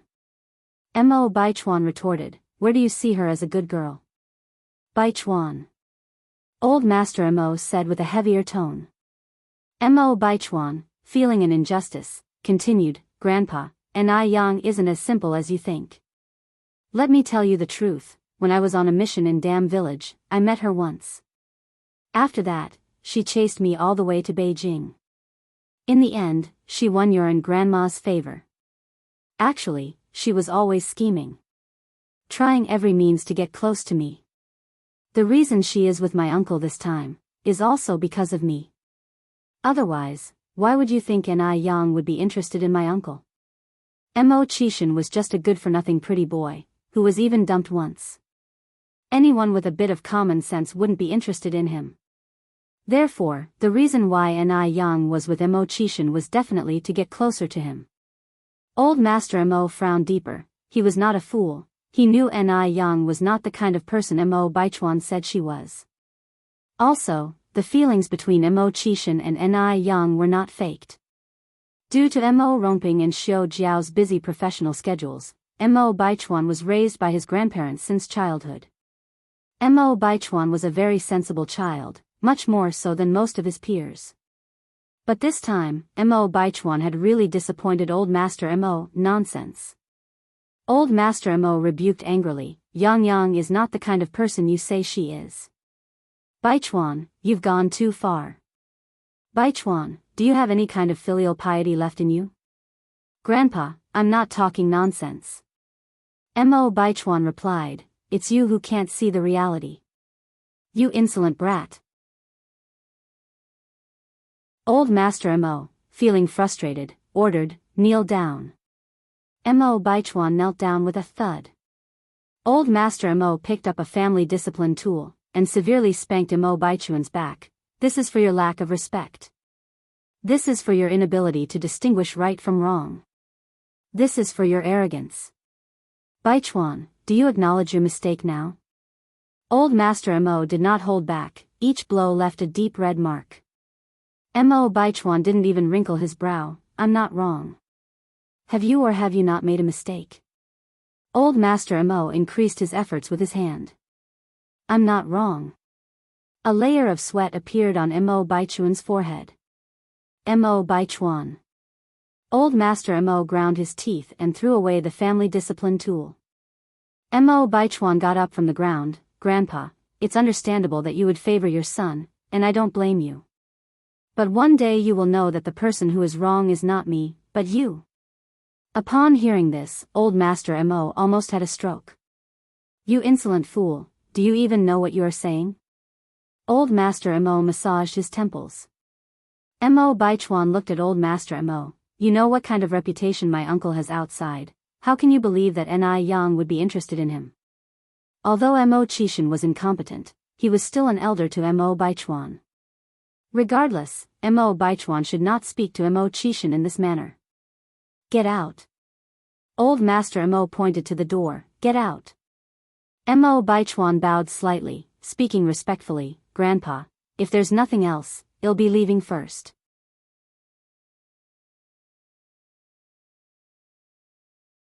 Chapter 388, Jealous, eh? Go take the exam. _4. Mo Baichuan nonchalantly left the study. Downstairs in the living room, Li Xianxian was helping old lady Mo walk out of the kitchen. Back to Ni Yang and Mo Qishan's rooms. A lot of time has passed, and I still don't know what Ni Yang and Mo Qishan are up to in their rooms. Mo Baichuan gripped the stair railing tighter, his gaze leading across the way. It landed on Mo Qishan's bedroom. Mo Qishan's bedroom was decorated cozily. Mo Qishan was introducing each item to Ni Yang. Yang, this is my elementary school graduation photo. This one is from junior high. The pictures from that era were all black and white, but it was clear that Mo Qishan's face was extraordinarily juvenile, much smaller than the classmates he stood with. Brother Mo, did you start school really early? Mo Qishan replied, probably because I skipped several grades, so I seemed younger than my classmates. Ni Yang nodded, I never realized. You're really quite smart. Mo Qishan stroked his chin and confessed unabashedly, if I weren't smart, how could I have pursued you? Stay humble, Ni Yang laughed lightly. Mo Qishan then brought out a small wooden box. These are the marbles I used to play with when I was little. Marbles, also known as glass balls. Typically, boys played with them more. Ni Yang took the small wooden box, squatted on the floor, and flicked the marbles out. I used to play with these when I was a kid too. They should be played like this. Mo Qishan took out a marble and gently flicked it. Pop. The two marbles collided, making a crisp sound. Impressive. Ni Yang extended a thumbs up toward him. The two of them had great fun, and soon, small marbles were scattered all over the room. Mo Qishan's room was filled with various little trinkets, even including a game console that could be connected to a TV. This game console was the first generation produced by Nintendo. It is called the Famicom and was released in early 1983. It was not easy to get hold of one in those days. Not only did one need money, but also connections. Ni Yang hadn't seen such an old game console in a long time, so she couldn't help but touch it a few more times. Mo Qishan said, Yang, want to play a couple of games together? Sure. Mo Qishan turned on the game console, connected it to the TV, and started showing Ni Yang how to play the game. It was actually a very simple game of Super Mario. Ni Yang had played this game in her previous life, so she understood how to play it as soon as Mo Qishan showed her.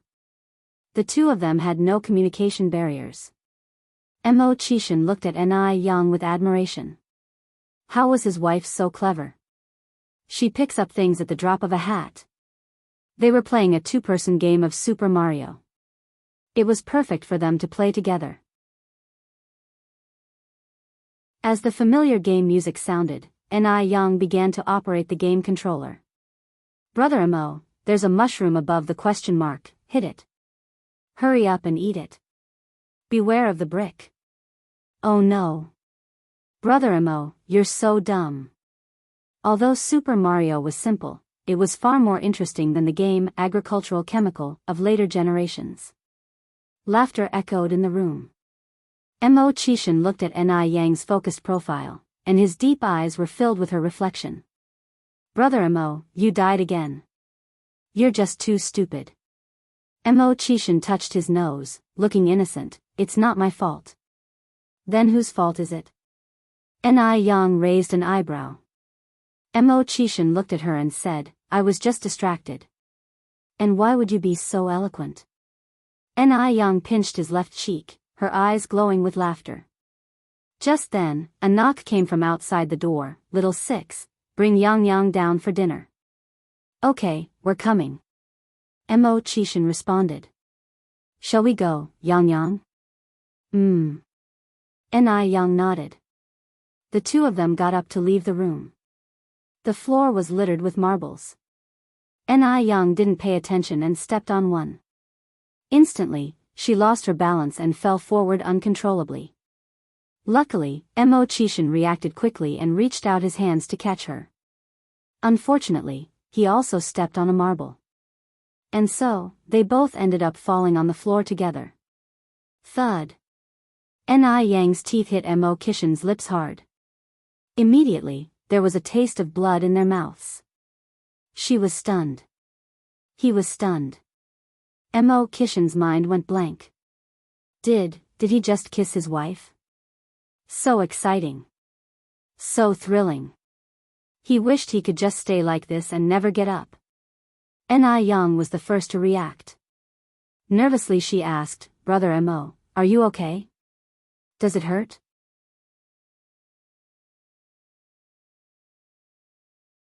Chapter 389, Feeling Jealous, huh? Go take the exam. _5. The hit she had given him earlier was unexpectedly hard, causing Mo Chishan's lower lip to swell and bleed. It doesn't hurt, not in the slightest, Mo Chishan said, with an indifferent expression on his face. Ni Yang asked, does it really not hurt? Do you need to stop the bleeding? Or perhaps relieve the poison? No need, Mo Chishan nonchalantly said, let's go, our mom is already waiting for us downstairs. Are you sure you're alright? Ni Yang was still slightly worried. I'm really alright. Mo Chishan held on to Ni Yang's wrist and guided her downstairs. Downstairs in the restaurant, everyone was gathered.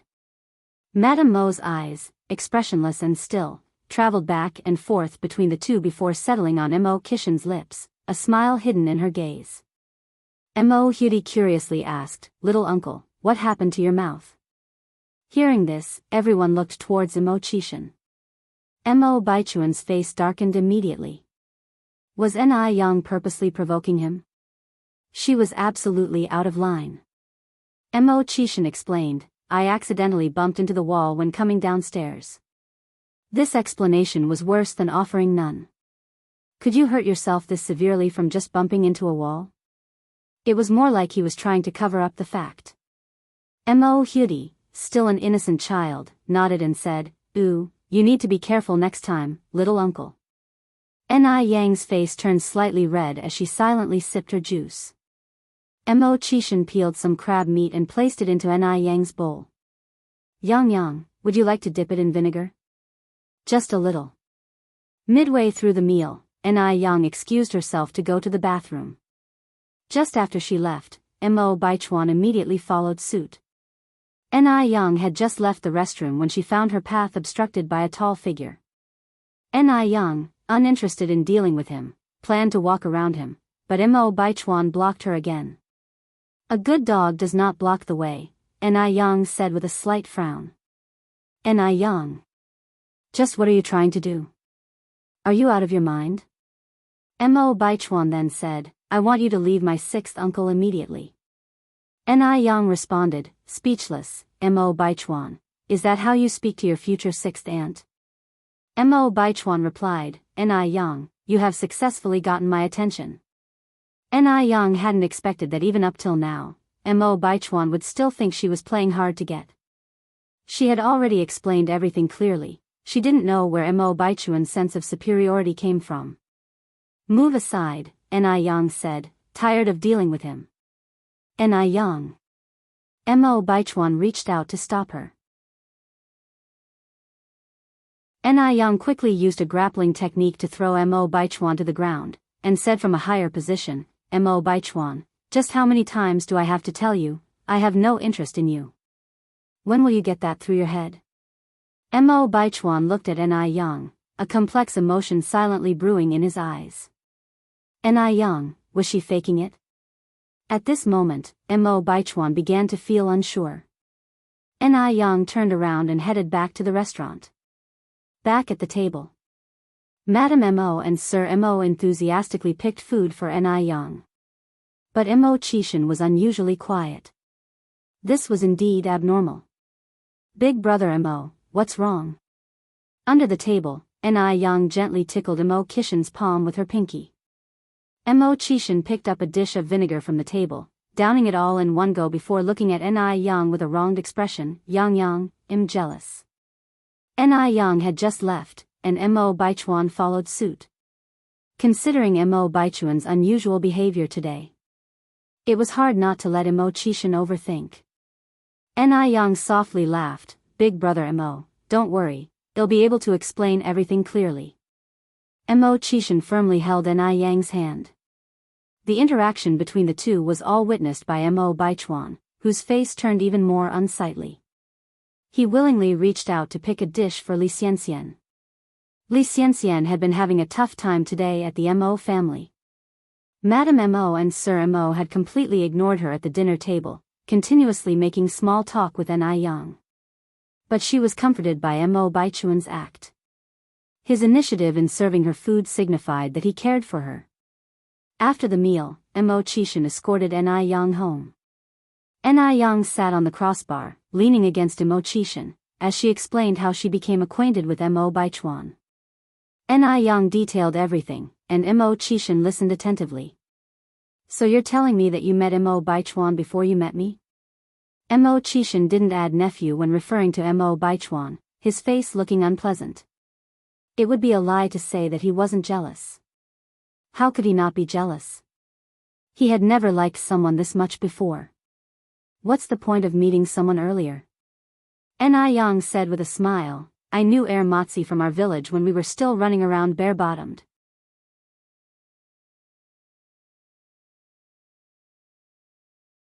Chapter 390, Jealous, Go Take the Exam. _6. What? Mo Qishan slightly frowns. Ni Yang continued, "Being bare-assed is just a metaphor, brother Mo. All you need to know is that when you met me has nothing to do with liking me or not. Speaking of that, your big nephew is really narcissistic. I think I was clear enough with him, yet he's still acting like that." Ni Yang couldn't help but complain. Mo Qishan's expression turned a bit cold. "He's just too free." "I think so too." Ni Yang went on, "By the way, brother Mo, our house is going to be roofed on the 1st of next month. Do you want to come over? Roofing a house is significant, and Mo Qishan knows something about this tradition. I will definitely come for this important event in my wife's family." Ni Yang smiled. "You scruffy thing, are you embarrassed?" Mo Qishan sniffed the fresh scent from her hair. "From now on, don't interact with Mo Baichuan anymore, and don't be alone with him." Ni Yang raised 3 fingers. "I swear." Now that they'd spoken about their issues, the distance between them seemed to be a lot smaller. 3 days before the roofing, Ni Yang went to school to participate in the entrance exam for senior year transfer students. Due to the recommendation from Jia Lan's husband, Ni Yang was exempt from registration and came directly with a recommendation letter to take the exam. Ni Yang took her introduction letter to the principal. "Hello, Principal Zhao. I was introduced by Teacher Zhang, and I came to take the exam today." Principal Zhao took the introduction letter, secretly marveling at her. What a brilliant young lady. I wonder how her grades are. Presumably, the grades aren't great, otherwise, Zhang Cheng would have directly admitted her to his class. Why would he let her go through this roundabout process and come to take the exam? God is always fair. Gifted with a pretty face, she doesn't seem to be blessed with an interest in studying hard, however. After reading the introduction letter carefully, Principal Zhao cheerfully said, "Ni Yang, right? You can go to the first floor of Building A for now. A teacher will arrange and distribute your admission tickets there." "Okay, thank you, Principal." Ni Yang bowed slightly and then left the principal's office. Such a polite girl, Principal Zhao had a gratified expression in his eyes. Ni Yang made her way to Building A. There were many people coming to take the exam, roughly 200 to 300. About 2/3 of them were locals, and the remaining third came from all over the country. Because she was here for the exam, Ni Yang didn't wear a cheongsam but put on a light blue shirt with opposite buttons and black wide-leg pants. Her age-appropriate vivacity shone through the simple outfit, without making her look too mature. She looked absolutely beautiful. Standing in the crowd, she attracted quite a few people's attention. A girl also there for the exam proactively greeted Ni Yang. "Hello, my name is Han Xiaoyu. Are you here for the exam too?" Ni Yang nodded. "I am Ni Yang." To Xiaoyu's surprise, Ni Yang was very friendly. Xiaoyu went on, "I heard this year's math and English exams are particularly hard. How was your home preparation?" "I'm so nervous." Xiaoyu anxiously wrung her hands. Ni Yang smiled, "Don't be nervous, just stay calm. Sometimes too much stress can lead to psychological pressure. Even a small issue will be magnified in your eyes." Ni Yang's response was too calm, it didn't fit with kids of her age. Xiaoyu exclaimed, "Ni Yang, you're incredible. Your grades must be really good." Ni Yang responded, "Not as exaggerated as you say, I'm just pretty laid back." "What does laid back mean?" Xiaoyu asked, confused. Ni Yang explained, "Being laid back means you're okay with anything, you don't care about the results." Han Xiaoyu nodded, envious, Yang, I wish I could be like you." Ni Yang went on, "Don't overthink it, don't put pressure on yourself. Let your brain relax completely. Just treat this exam as a normal one." Just then, an odd female voice arose from the side, "You talk a good game. Just show us your real score if you're that capable." Sly fox. Ni Yang looked up and saw a tall girl. Han Xiaoyu tugged at Ni Yang's sleeve, "That's Zhou Xuemei. She's always sour and jealous if anyone looks better than her. Ni Yang, just ignore her." Ni Yang nodded, not paying any attention to Zhou Xuemei. She came here for the exam, not to pick fights. About 10 teachers came over after a while, distributing the admission tickets. The admission ticket displayed the exam room. By chance, Ni Yang and Han Xiaoyu happened to be in the same room. The exam schedule was quite tight. Chinese, English, math, and history were in the morning. Politics, physics, chemistry, and biology were in the afternoon. The ringing of the exam bell plunged the room into an intense atmosphere, filled with the rustling sound of flipping pages. The exam papers of this era were manually printed, and there was a smell of ink in the air. Ni Yang particularly enjoyed this smell. She took a deep breath, then started carefully filling in her name and student number.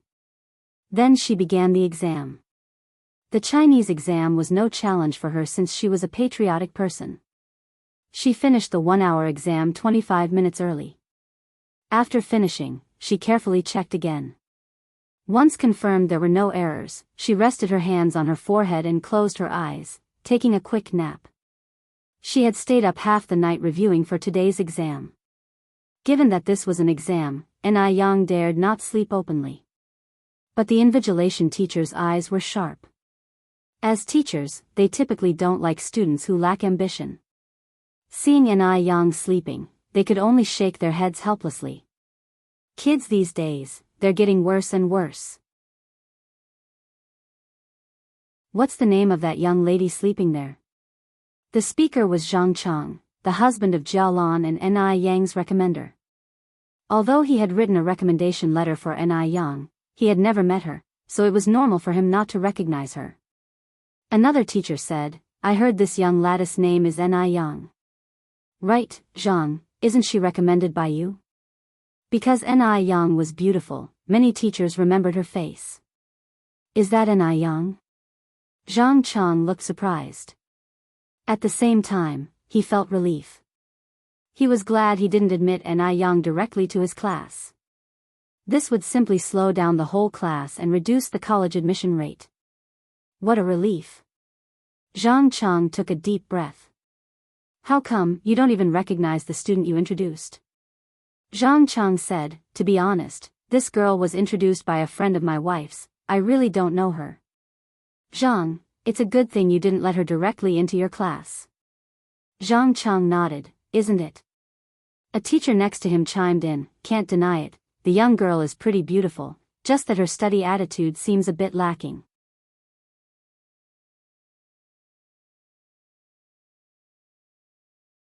Chapter 391, The results are out. A slap in the face came so fast. _1 Zhang Chang said, this girl obviously doesn't have the temperament of a studious student. I guess my wife must have had a lapse in judgment this time. The other two teachers nearby nodded in agreement, she indeed doesn't seem to be the type. Another female teacher said, don't judge a book by its cover, no one can fathom the vast ocean. Just because this girl is pretty doesn't imply she is poor in academics. Perhaps, she had already finished her test paper before falling asleep. It's only been half an hour. Others barely have enough time, unless she's a prodigy. How many prodigies could there possibly be in this world? An hour of exam time quickly came to an end. The students sitting in the first row began collecting answer papers. Ni Yang's seat happened to be in the middle. With a stack of papers in his hand, Zhang Chang contemplated pulling out Ni Yang's sheet to have a look. However, he ditched the idea halfway. What was he thinking? He was actually harboring hope for a student who had slept during the exam. That was quite silly. Chuckling and shaking his head, Zhang Chang, together with some other teachers, took the answer papers to the staff room to be handed over to the teachers in charge of grading. The next exam was mathematics. Ni Yang was a businesswoman, math had always been her strong suit, so math didn't pose any difficulty for her. However, just as everyone claimed, each math question was indeed very tough. As soon as the exam ended, the air was filled with the sound of sighs. Ni Yang, do you think the math paper was difficult? Han Xiaoyu walked over to Ni Yang and asked with a worrisome expression. Ni Yang gave a light smile, put away her stationery, and replied, I think it was fine. How about you? What's your feel? Han Xiaoyu sighed, I am not sure either. Ni Yang, shall we compare our answers? Sure. Ni Yang nodded in agreement. Han Xiaoyu had written all her answers on a piece of scratch paper. Comparing their answers for a while, Ni Yang assured her, Xiaoyu, your answers are almost perfect. You really don't need to worry. Really? Han Xiaoyu asked in surprise. Ni Yang nodded, however, I remember choosing C for this question. Was the answer to this question C? Han Xiaoyu scratched her head and continued, given the set A equals, XX equals 2N, L, wasn't the answer supposed to be B? I also selected B for this question. Hearing both of them discussing it, the short-haired girl sitting in front of them turned around to join the discussion.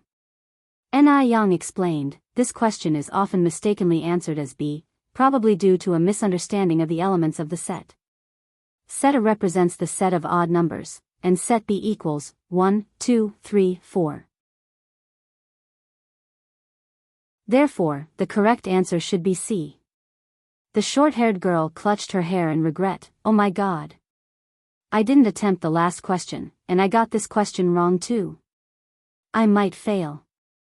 Seeing them discussing the exam question, a few others gathered around. Are you guys discussing the fifth question of multiple choice? Yes, Han Xiaoyu nodded and said, exactly, it's the fifth question. One of them frowned slightly and said, the correct answer to this question should be B, right? I also chose B. Me too. Almost everyone had chosen B for this question. Zhou Xuemei walked over with a sarcastic smile. The answer to this question is B. Some people deliberately pretend to know when they don't and try to attract everyone's attention. I wonder what their intentions are. What intentions? Show off intentions, of course. Just because she is pretty, she thinks the whole world should revolve around her. Zhou Xuemei despised this kind of siren the most. She could tell she's no good. Pretending to know when she doesn't. Ni Yang looked up with a smile. No matter what I say here, the truth is always more persuasive. Whether the correct answer is B or C, everyone will know when the results are out. She wasn't in a hurry to argue with everyone, maintaining her calm and composed demeanor throughout. Her serene and elegant personality strongly contrasted with the sarcastic Zhou Xuemei. Zhou Xuemei bit her lip resentfully. So, you mean that all of us got it wrong and only you got it right? There were more than 30 people in the examination room. How could it be possible that only Ni Yang got it right?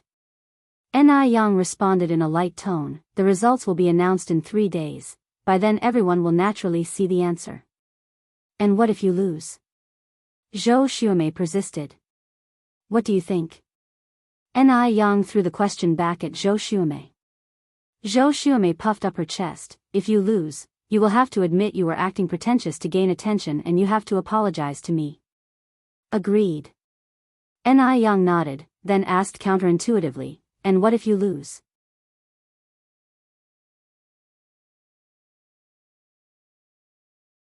Chapter 392, The results are out. A slap in the face came so fast. _2. Zhou Xuemei exclaimed, how could I possibly lose? Ni Yang raised her eyebrows slightly. Does that mean you can't afford to lose? Absolutely not. Zhou Xuemei continued, if I lose, I'll apologize to you. We should add one more condition. Ni Yang responded calmly. What condition? Zhou Xuemei asked. With a casual demeanor, Ni Yang slightly lifted her eyelids to look at Zhou Xuemei. I want you to admit that you're jealous of me. Ni Yang wasn't molded from clay. She couldn't tolerate Zhou Xuemei continuously pushing her limits. Zhou Xuemei's face turned pale and then flushed when Ni Yang revealed her inner thoughts. What are you talking about? Who's jealous of you? Ni Yang only smiled and chose to not waste words. She said directly, just state whether you're willing to make the bet. Bet? Of course, I'll bet. Zhou Xuemei replied confidently. She wasn't going to lose. All the students present today will be our witnesses. Let's seal the bet with a high five. Ni Yang extended her hand and high-fived her. After the brief rest period, the English exam began. The atmosphere during the English exam was even more intense than the math one. English had just been added to the college entrance exam, so the questions were relatively simple and the test was divided into 6 parts. 1. Word pronunciation. 2. Word spelling. 3. Word definition. 4. Sentence transformation. 5. Multiple choice. 6. Verb completion. In less than half an hour, Ni Yang completed the test and rested her head for a nap. To prevent cheating, different invigilators were present for each test. Zhang Cheng was scheduled to patrol several examination rooms. When he saw Ni Yang sleeping again, he sighed. Only 25 minutes had passed and Ni Yang was asleep again. He wondered what the point was of her taking the transfer student exam in this manner. Isn't this a waste of a quota? If he had known this beforehand, he wouldn't have agreed with Jia Lan to give Ni Yang this opportunity. If the principal saw this, it would reflect poorly. After the English exam was history. Ni Yang's knowledge of history was extensive, so she didn't find the history exam challenging either. After 4 exams in the morning, it was time for lunch. They could eat either outside the school or in the school cafeteria. Even though a meal ticket was needed to eat in the cafeteria, the school had allowed direct cash payment due to the large number of people appearing for the exam today. Ni Yang, where are you going to eat? Han Xiaoyu approached Ni Yang. Ni Yang smiled and said, I can eat anywhere, what about you? Han Xiaoyu said, then shall we eat in the cafeteria? It's too far outside, and I don't feel like walking. Sure. Ni Yang nodded. Let's go then. Han Xiaoyu linked her arm with Ni Yang's. The two of them walked towards the cafeteria together. The high school's cafeteria was very large, with 3 floors in total. At lunchtime, the cafeteria was jam-packed, with long lines at every counter. Of course, some students who had rushed managed to start eating at their tables already. It was a difficult time. Many students could only afford plain white rice, not even vegetables. Accompanied by a small bottle of pickles, they could eat several servings of rice. As soon as Ni Yang and Han Xiaoyu arrived in the cafeteria, they caused quite a stir. She was so beautiful. Not only was she beautiful, but she also had a unique aura that couldn't be concealed even in her old-fashioned shirt. It was as if she had stepped out of a painting. Wow! Which class is she in? She's so beautiful. I've never seen her before. Today our school is conducting a transfer student exam. She must be here for that. She's so beautiful, I wonder what she ate to grow up like this. I really want to know her name. In those times, people were quite innocent. Even if they were really interested, they wouldn't have the courage to approach her directly. For the first time in her life, Han Xiaoyu drew the attention of so many people, and it left her inexplicably nervous. She looked at Ni Yang beside her and there wasn't a hint of unease on her face. How much must a person grow to be so at ease and unaffected by insults or praise? Inside, Han Xiaoyu couldn't help but be slightly in awe of Ni Yang. The two of them got in line at the counter. A few boys were in front of them. As the boys took their meals and started to walk away, one of them suddenly stopped. Ni Yang.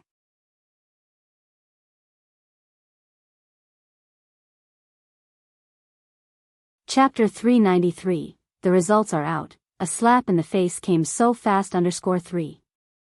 Ni Yang glanced slightly upward, meeting the gaze of a slightly tender and handsome face. Li Wei. Li Wei looked surprised. Ni Yang, what are you doing here? This place was a city high school, and Ni Yang was just a small-scale business owner. How did she get in? Ni Yang politely replied, I'm here to take the transfer student's exam. It was only then that Li Wei remembered, there was a transfer student's exam today. Ni Yang's math grades were good, her English grades were also good. Could she really get admitted as a transfer student? If that was really the case, wouldn't Ni Yang become his schoolmate in the future? For a moment, Li Wei felt a mix of emotions. He even wished that Ni Yang would perform terribly in all of her exams today. Because only in this way could he feel superior in front of her. But now, Ni Yang actually came to take the exams. Li Wei nodded slightly, then said, You must have done very well in the exam today, right? Ni Yang said, I did all right. Oh. Li Wei nodded again, his face failing to hide his disappointment. Just then, it was almost Ni Yang's turn to order lunch. She continued, My turn is coming up, I won't keep chatting. All right. Li Wei also left with the other students around him.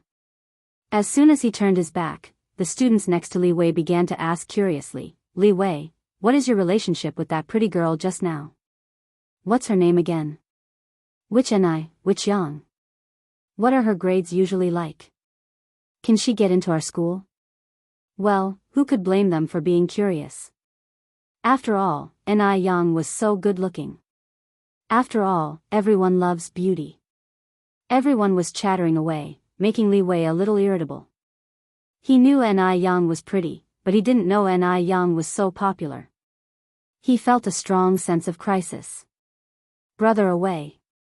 Zhou Xuemei ran over from a distance, waving excitedly at Li Wei. A male classmate beside him patted Li Wei on the shoulder and teased, Li Wei, you're really popular with the ladies.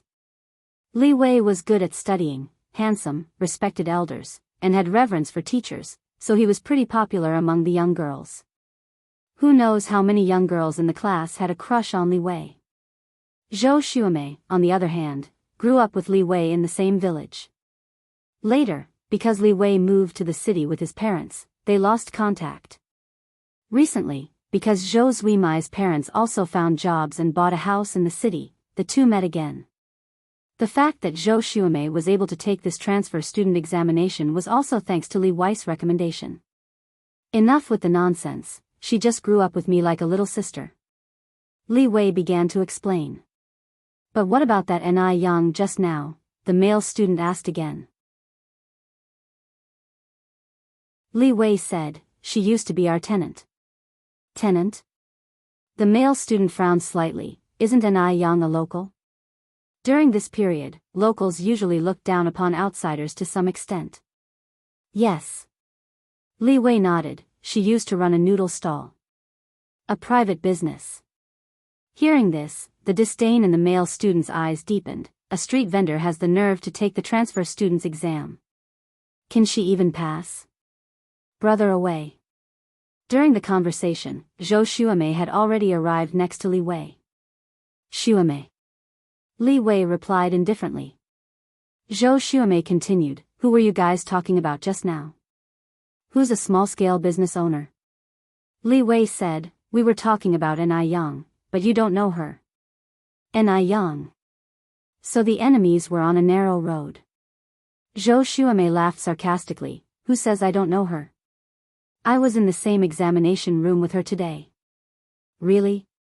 Li Wei was somewhat surprised. Of course. Zhou Xuemei nodded.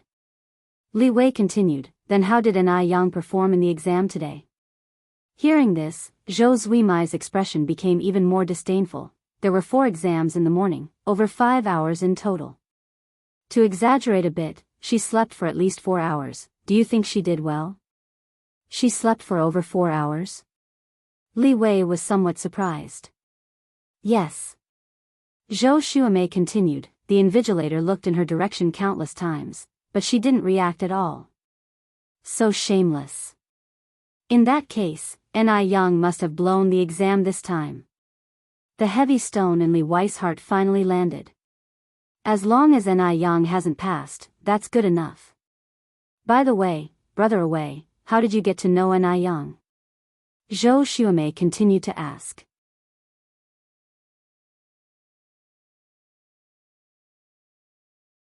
Chapter 394, The results are out. A slap in the face came so fast. _4. Li Wei relayed to Zhou Xuemei that Ni Yang was a self-employed individual. An air of sarcasm hung around Zhou Zuimai's eyes. So that's what Ni Yang is all about.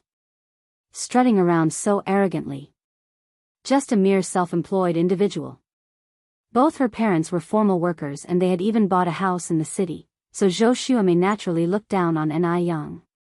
Furthermore, Ni Yang was an outsider. Brother away, let me tell you something really interesting. Zhou Xuemei relayed the story of her bet with Ni Yang to Li Wei with a laugh. Hearing this, Li Wei felt a surge of superiority in his heart. In the afternoon, he was still taking 4 exams. By the time the examinations ended, it was already past 6 in the evening. Ni Yang then made a trip to the vegetable market on his bicycle. They were about to start raising the beams soon, so Ni Yang had to prepare everything needed for the beam raising in advance. Beam raising was a major event. Not only did he need to prepare food and wine to treat the guests, but also buy firecrackers, fireworks, and snacks. Ni Yang bought more than 50 pounds of fruit candies and milk candies, 18 pounds of pastries, dates, and peanuts. Then Ni Yang went to buy 20 packs of cigarettes, firecrackers, and fireworks. Finally, Ni Yang bought vegetables and meat. Ni Yang only bought enough pork for eating that day because if he bought more, it could easily spoil due to the weather. After buying all the necessary things, Ni Yang rode back on his bicycle. As soon as he entered the courtyard, Ni Yang heard some snorting sounds. A glance at the side revealed that under the osmanthus tree in the courtyard, a big fat pig was tied up. The little rabbit seemed to be seeing a big fat pig for the first time, running around the pig curiously.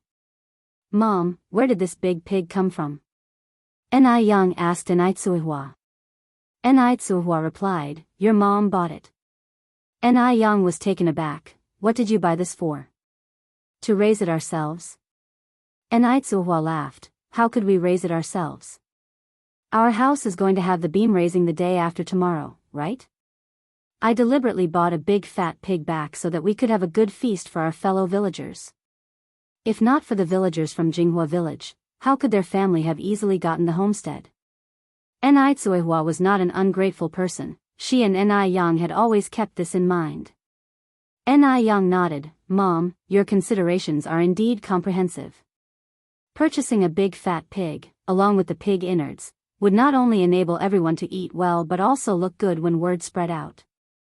Indeed, they had taken care of both behind-the-scenes and upfront efforts. Enrich asked further, Mom, where did you buy this pig? Enrich replied, from the next village. Apparently, that family is really having a hard time. They only have a daughter who was cheated and is now pregnant. They don't even have the money to get an abortion. Otherwise, they would not be selling the pig at this time. One must know, at this time, keeping a pig in rural areas is of great importance.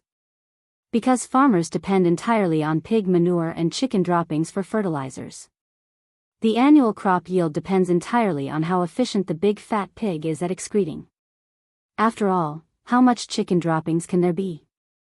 Furthermore, pigs are not picky eaters. Just cut some pig grass and feed it to them, and they can have pork during the new year. A case of killing two birds with one stone. Enrich frowned slightly. Didn't they call the police? What use is it if the man denies it after they call the police? I heard that there's now something that can determine parentage, but the child has to be born first. Which innocent maiden would willingly take this kind of risk? No one would risk their future, so they could only suffer in silence, choosing to abort the child. Enrich sighed. Enrich continued, now some people are really too cruel. They knew the family was in a hurry to sell their big fat pig, and they managed to haggle the price down to 50 yuan from 210 yuan. Mom, you didn't haggle, did you? Enrich asked. Enrich replied, we've all been through hard times, of course I didn't haggle. We should pay what we should, we can't take advantage of people in their time of need. Enrich not only did not haggle, but she even gave an extra 50 yuan. Enrich nodded, Mom, you're right. Time flew and soon it was the next day. Since the beam raising was taking place the next day, Enrich began preparing the meals for the beam raising day. Enrich found a butcher to slaughter the big fat pig that afternoon. Enrich was in the kitchen making pickled pepper chicken feet. Pickled pepper chicken feet are a delicacy in Sichuan and Chongqing, which hadn't spread to Beijing yet, so people mostly ate chicken feet braised or boiled. First, he cut the chicken feet in half, then boiled them to remove the smell. After that, he added spring onions, ginger, garlic, star anise, and Sichuan peppercorns with liquor and boiled them in water for 10 minutes.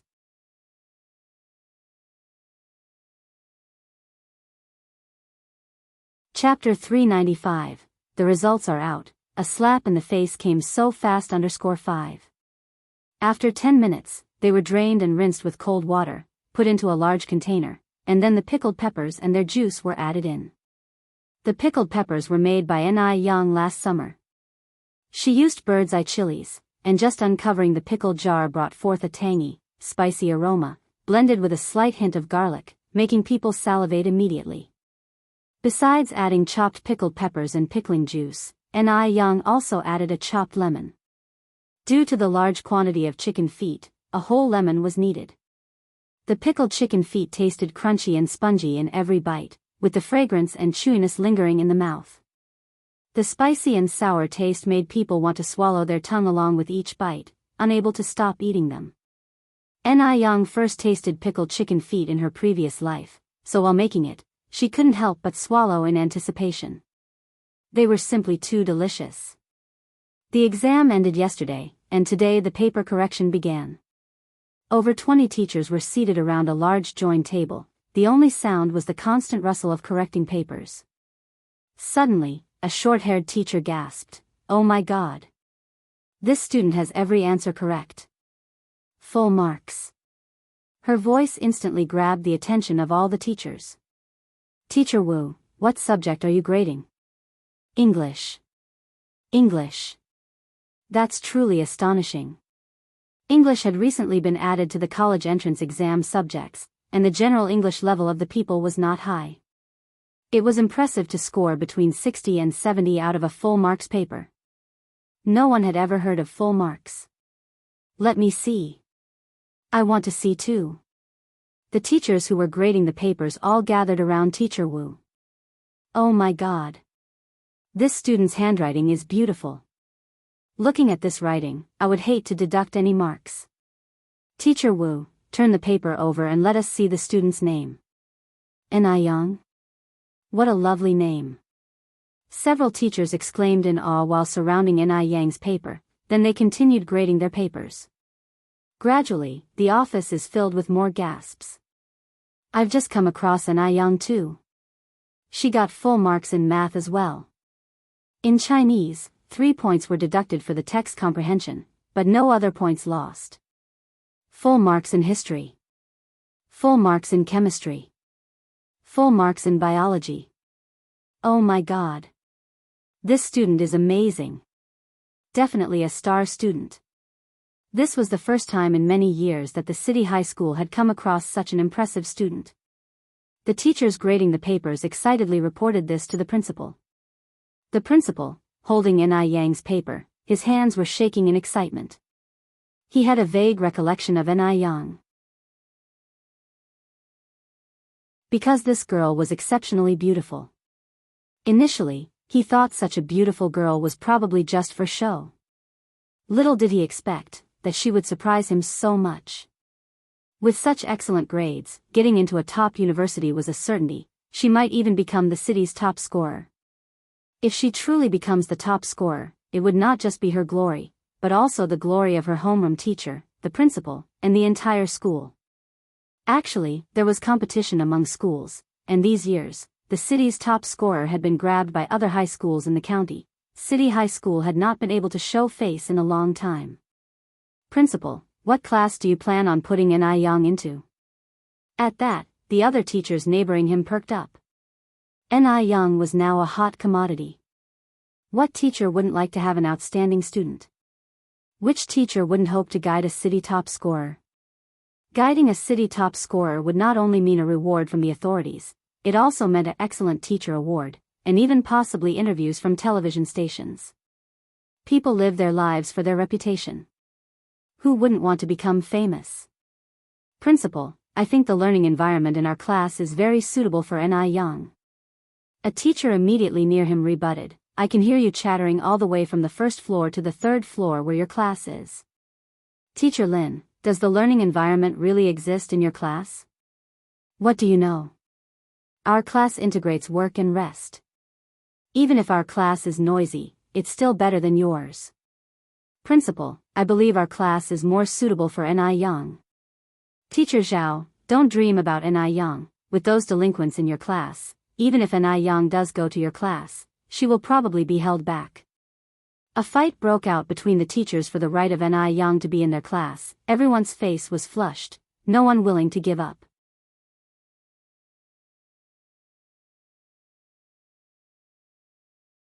Chapter 396, The results are out. A slap in the face came so fast. _6. Principal Zhao spoke at the right moment. Let's stop arguing.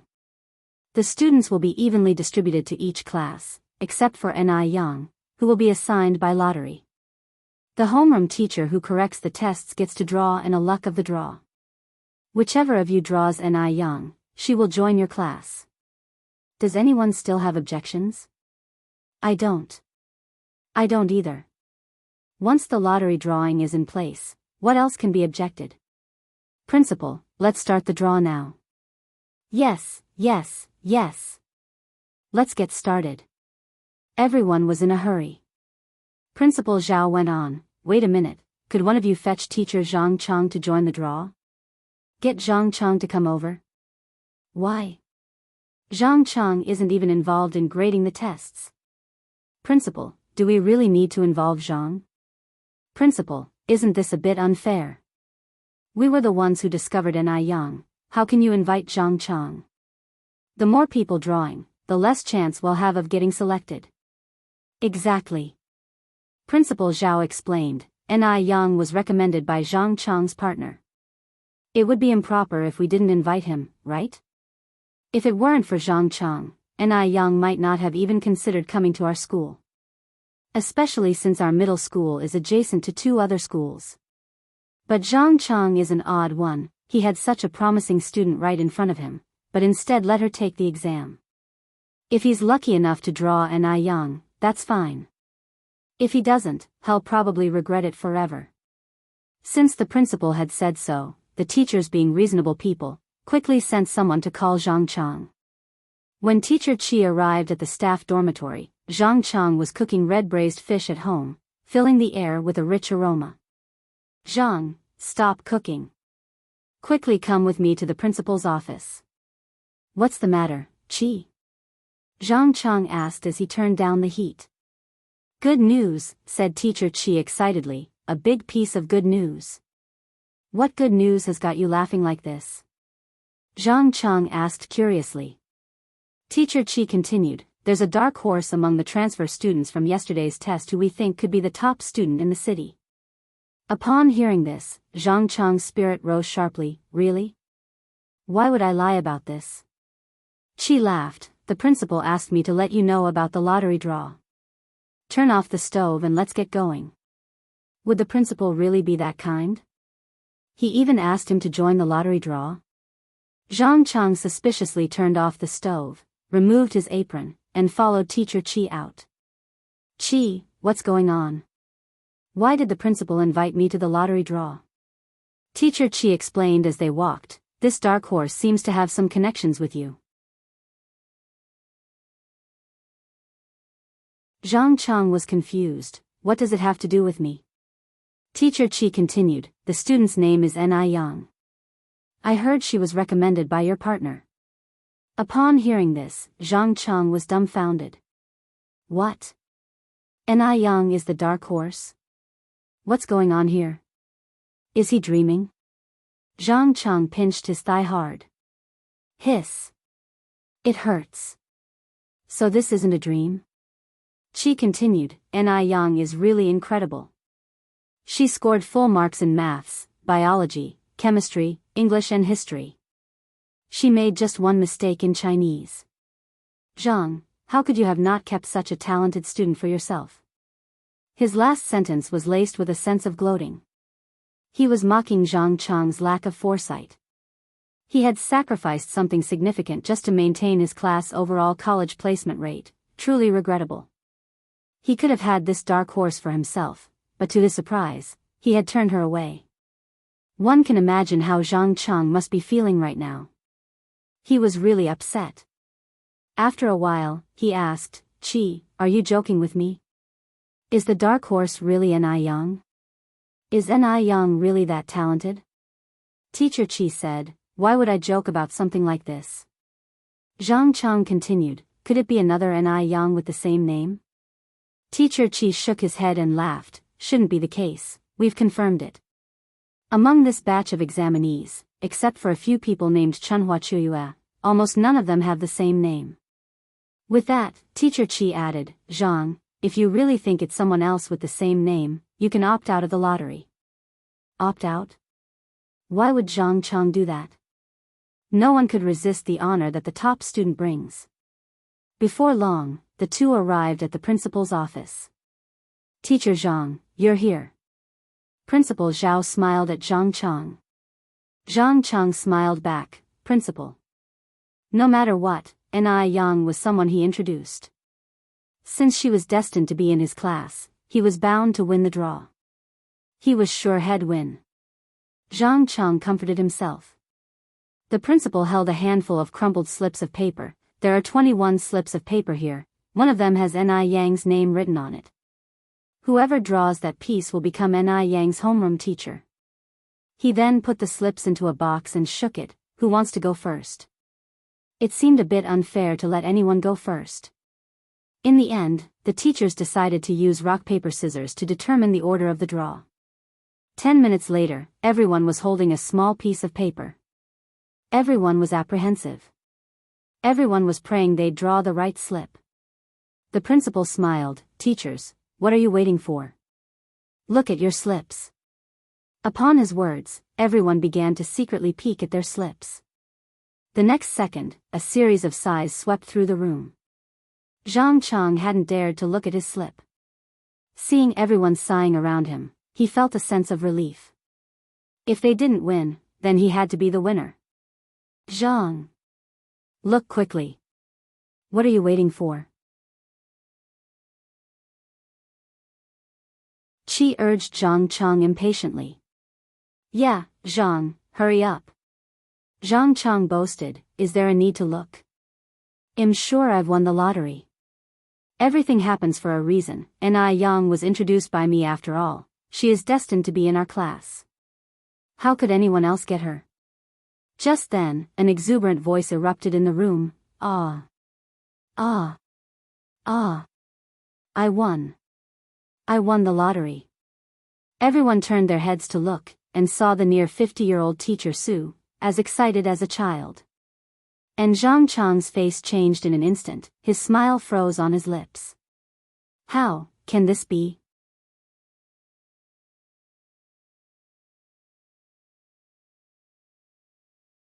Chapter 397, Let you see people through the crack of the door, up on the beam. _1 Was I not the one who drew the lot? Zhang Chang immediately opened the paper in his hand, only to see it was completely blank. Teacher Su grabbed Zhang Chang's hand excitedly, mumbling incoherently, Teacher Zhang, I can't thank you enough. I'm so grateful that you introduced such an outstanding student to our school. Although he was lucky, he still had to thank Zhang Chang. Without Zhang Chang, it was unclear whether Yang would have come to City No. 3 Middle School or not. The expression on Zhang Chang's face was in stark contrast to that of Teachers Us. No problem. After a long while, Zhang Chang managed to squeeze out this sentence. The other teachers were all joking about Teacher Su treating them to a meal.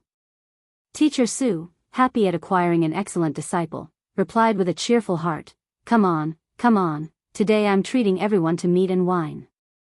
Don't hold back. The crowd followed Teacher Su out, all seeming very pleased, except for Zhang Chang, whose smile was forced and who seemed downcast. While the others merely missed out on being assigned an Yang, he had completely overlooked her. No one could understand this kind of discomfort. At this moment, Zhang Chang couldn't help but want to slap himself. You only have yourself to blame for peeping. You only have yourself to blame for peeping. No point talking about it now. In the afternoon, Tsuehua held her child and invited everyone from every household to participate in the topping out ceremony the next day, and all the elderly and children at home are also invited. The next day, May 28th, auspicious for engagement, marriage, worship, entering the house, erecting columns, construction, etc. Actually, the house was almost completely built, and it was Yang who deliberately chose the day for the raising of the roof beams. Although she initially didn't believe in such things, after her rebirth, Yang had started to hold strong belief in them. Early in the morning, Yang was already out of bed. She stood in front of the mirror, tied her glossy black hair into a bun, showing off her fair and graceful swan neck. She wore a red shirt and a pair of pencil pants, exuding a youthful aura. When Mo Chishan arrived, Yang was fetching water by the well. She was wearing a pair of pink slippers, had rolled up her pants twice, revealing her ankles as white as jade, with rows of delicate toes, pink and white, like little seashells. Seeing the scene before him, Mo Chishan was a bit taken aback. After a while, he approached Yang and took the bucket from her hands. Yang didn't expect Mo Chishan to suddenly show up. She stumbled on the stone at the edge of the well and almost fell, but luckily Mo Chishan was quick to steady her by the waist. Be careful. He held her waist with one hand and the bucket with the other without spilling a drop of water, demonstrating his composure. Surprised, Yang looked up, Brother Mo, when did you get here? Mo Chishan cleared his throat, speaking in a somewhat low voice, just now. By the way, where should this bucket of water go? Just put it in the water jar in the kitchen. Yang replied. All right. Mo Chishan nodded, carrying the water toward the kitchen. In the kitchen was a large water jar used to store water for cooking. Mo Chishan poured the water from the bucket into the jar, just covering the bottom of the jar. Mo Chishan turned to look at Yang. Yang, do you always carry the water like this? Yes. Yang nodded. A bucket of water weighed about 20 to 30 pounds. Even a sturdy man would feel the strain after carrying 7 or 8 buckets a day. How old was Yang? Yet she was doing such heavy work. Usually, girls her age in other households were still spoiled little princesses. With this thought, Mo Chishan's eyes filled with a tinge of heartache. Yang laughed. Brother Mo, what are you thinking about?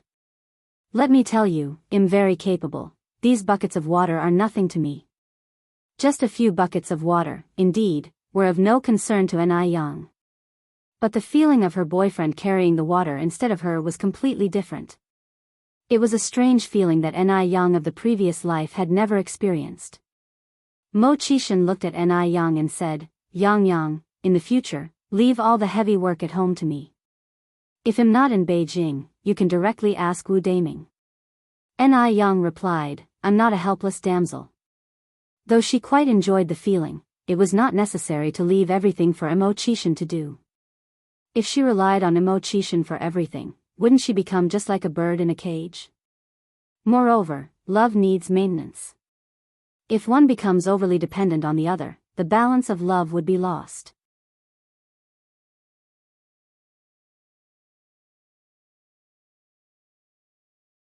Chapter 398, Letting You Peek at People Through the Door Gap, Up on the Beam. _2. The love Yang fantasized about was a relationship between equals. Mo Chishan always respected Yang. He then asked, after fetching the water, what shall we do next? Yang replied, after fetching the water, let's go to our neighbors to borrow some tables and stools. Why borrow them? Don't we have tables at home? Mo Chishan asked, puzzled.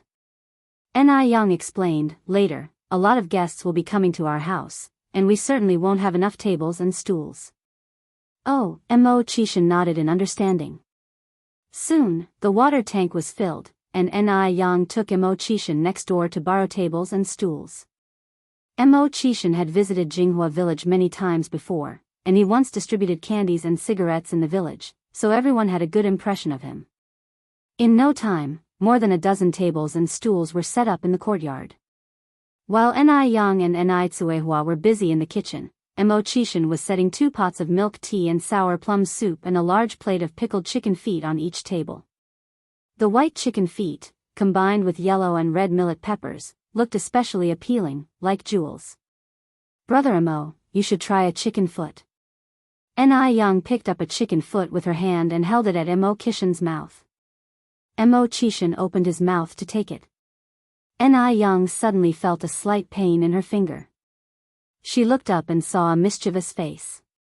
It then dawned on Yang that this man had done it on purpose, and she swiftly withdrew her finger. You're such a dog. Leaning into her ear, Mo Chishan whispered, Yang, don't you always call me a doggy? The warm breath spray on Yang's cheek caused her face to turn red instantly. This man was indeed a jerk. Yang reached out and pinched his waist. His muscles were firm and felt good to touch. Just from a pinch, she could tell that underneath his clothes, his body was great. At that moment, Tsuehua came in carrying 5 large watermelons. Yang quickly withdrew her hand and said, Mom. Tsuehua continued, Yang, you and Xiaoma, cut up these watermelons and distribute them to everyone. All right, Mo Chishan immediately reached out take them. These were early ripened watermelons in early June. Their skins were thin, and their flesh was red. Each bite released a burst of juicy sweetness, crisp and sweet. Yang and Mo Chishan took the cut watermelons to the new house next door. By now, the rose vines had climbed over the wall. The vibrant green leaves fluttered in the wind, while the bright red buds peeked through the leaves, lending a calming view. In the yard were swings, lawns, and a little path paved with pebbles. The lawn was planted by Yang using grass seeds. Compared to the hard cement ground, she preferred the soft grass carpet. The sturdy, dense lawn was like the one on a golf course, so even on rainy days, she wouldn't worry about it getting muddy. Above the swings, they had planted 2 vines of grapes. At this time, the green leaves of the grapes had quietly climbed up the trellis. The newly planted grapes would not bear fruit in the same year but should be ready to harvest by next year. They had planted 2 large hydrangeas on the left side of the yard, beside which was a small pond. The pond was built with cement and pebbles at the bottom. In a few days, Ni Young planned to buy some water lilies and goldfish to keep in it. They also planted a circle of orchid grass and an osmanthus tree around the pond. Ahead was a delicately built small building. The small building was a blend of Eastern and Western design. The load-bearing walls were made of bricks, and the exterior was decorated with wood. The intricately carved wooden doors and windows, pink walls, and black tile roofs, in combination with the yard design, created an illusion of being in Jiangnan's water town. The building spanned 3 stories and covered more than 1,000 square feet in total. The top floor was waiting for the auspicious time of the beam-raising ceremony, so the tiles had not yet been laid. Although Mo Qishan had been to the Ni family's house several times, he never stayed long. This was the first time he had stepped inside, and he was a bit surprised. Yang, did you hire an architect to design this house? This little building and courtyard were charming, like a miniaturized version of Jiangnan. Ni Yang smiled and said, I just designed it casually myself. You designed it yourself? Mo Qishan was slightly surprised. Although he had seen Ni Yang's design for the milk tea cups before, a house and a cup were 2 completely different things. Designing a house requires not only a background in drawing but also a strong foundation in architecture, otherwise, the house may end up unsafe. Ni Yang nodded. I've always yearned for the lifestyle of the Jiangnan water town scenes of small bridges over streams and households. So, I designed this farmhouse courtyard based on the books I've read before. Brother Mo, what do you think?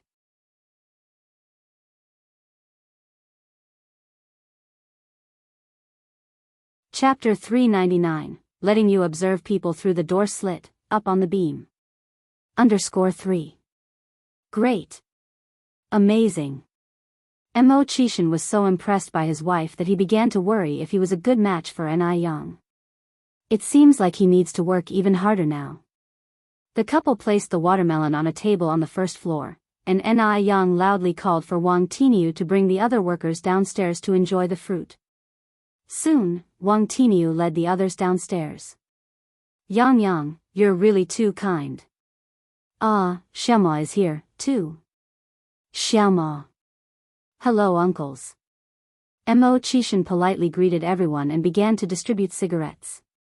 Still packets of yellow crane tower, costing 20 yuan each. My goodness. Is this young man super rich or something?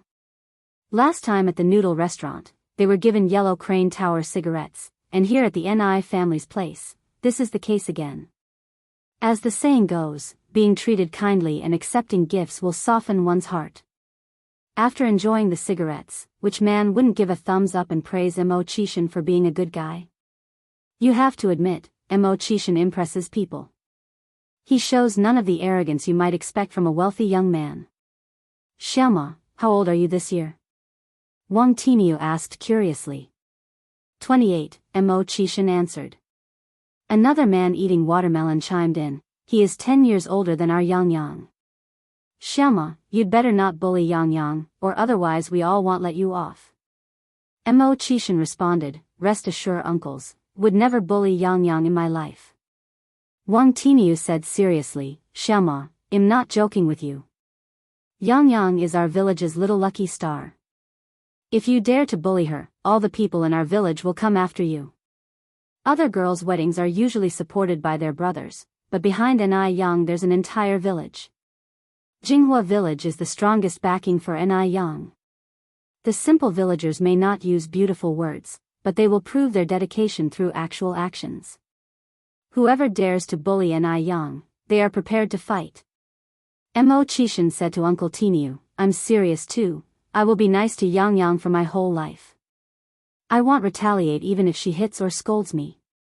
One of the robust men comforted, Shema, you can rest assured. Our Yang Yang is a good girl. She definitely wouldn't hit or scold you for no reason. If she does, it must be your fault. You're right. Shema, you must have accumulated a lot of good karma in your past life to meet our Yang Yang. You're right. Mo Chishan was modest and polite, gentle and elegant. No matter what everyone said, he didn't get upset. People started to like him even more. Around 9 in the morning, villagers started to arrive in groups. The small rural yard that was once quiet immediately became lively. Everyone didn't come empty-handed. Some brought chicken, others brought ducks, and some brought red envelopes. Anyway, no one came empty-handed. Although Mo Chishan had shown his face in the village before, many people still didn't know him. Therefore, Ni Yang and Mo Chishan greeted everyone together and introduced Mo Chishan to them. This young man looks strong. Yang Yang, your taste is not bad. What does your family do, young man? Young man, you can't bully our Yang Yang.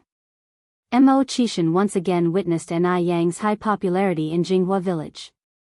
Lunch was scheduled for 12:30 p.m. The auspicious time for construction was 12 p.m., taking advantage of the gap in between, everyone sat in the yard, sipping milk tea and sour plum soup, and chatting leisurely. There are rarely moments in rural life when people can be so relaxed, so everyone enjoyed chatting very much. On each table was a plate of pickled chili chicken feet, but no one dared to eat it.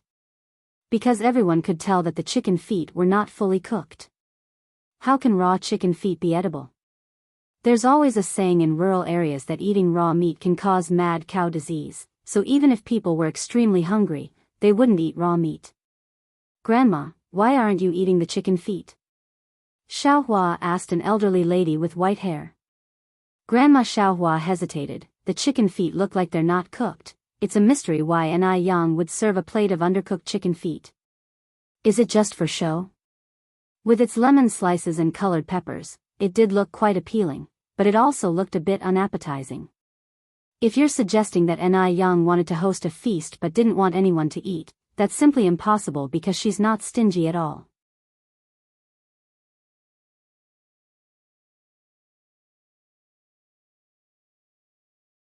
Chapter 400, allowing you to see people through the door crack, up on the beam. _4. Nobody knew what Ni Yang was really up to. I'll try one. Xiaohua reached for a chicken foot. Before Grandma Xiaohua could stop her, Xiaohua had already taken a bite of the chicken foot. Grandma Xiaohua anxiously said, spit it out quickly. You can't eat raw meat. Are you silly, child? Grandma, this chicken foot isn't raw. It tastes really good. You won't believe it until you try it. Xiaohua held the chicken foot up to her grandma's face. As everyone knows, when you bite into a cooked chicken foot, there should be blood inside. But the chicken foot in Xiaohua's hand didn't have a single drop of blood. It was clearly cooked. But was it really that delicious? Grandma Xiaohua bit into it with a mix of belief and doubt. Upon tasting it, the flavor truly was astonishing. A tangy and spicy taste spread throughout her mouth. The chicken foot had a rich flavor. It was nothing like it appeared to be. It was appetizing and refreshing. It was way more delicious than braised chicken feet. Grandma Xiaohua couldn't help but nod her head. Delicious, it's really delicious. The others at the table curiously asked, is it really that good? Of course. Grandma Xiaohua replied, if you don't believe it, try it yourself. The others picked up a chicken foot with a mixture of trust and doubt. Suddenly, exclamations erupted all around. Yang Yang is really amazing. Wow, so delicious. Oh my God. I've never eaten such delicious chicken feet before.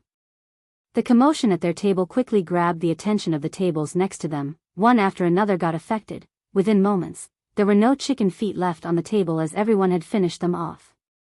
Wu Daming walked in from outside, with a slight shock in his eyes from seeing so many people in the courtyard. Seeing so many people on the day of the roof beam raising showed that his sister-in-law had a high status in the village. Wu Daming grew up in the countryside and knew the customs of the village. If the hostess was not well liked in the village, there wouldn't be so many people present on the day of the roof beam raising. There were so many people in the courtyard that it took Wu Daming quite a while to find Imo Chishan, who was mingling among the people, handing out cigarettes. Is that really Imo Chishan?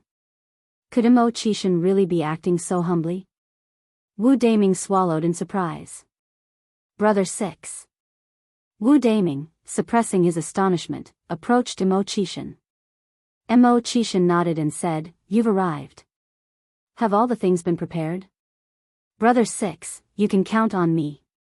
Wu Daming patted his chest in assurance. Imo Chishan turned his head to the side and asked in a low voice, "Do you have any more Yellow Crane Tower cigarettes?" "No." Wu Daming shook his head. Yellow Crane Tower cigarettes were 20 yuan a pack, and they were not something that he could afford to smoke. Furthermore, Wu Daming had just built a new house, and he needed to save money for home decor. Imo Chishan handed Wu Daming a few bills. "Go and buy me a few packs of Yellow Crane Tower cigarettes, and be quick." Knowing that there would be many people today, Imo Chishan had specially brought 5 packs of Yellow Crane Tower. But after circulating it twice, there were only a few left of the Yellow Crane Tower.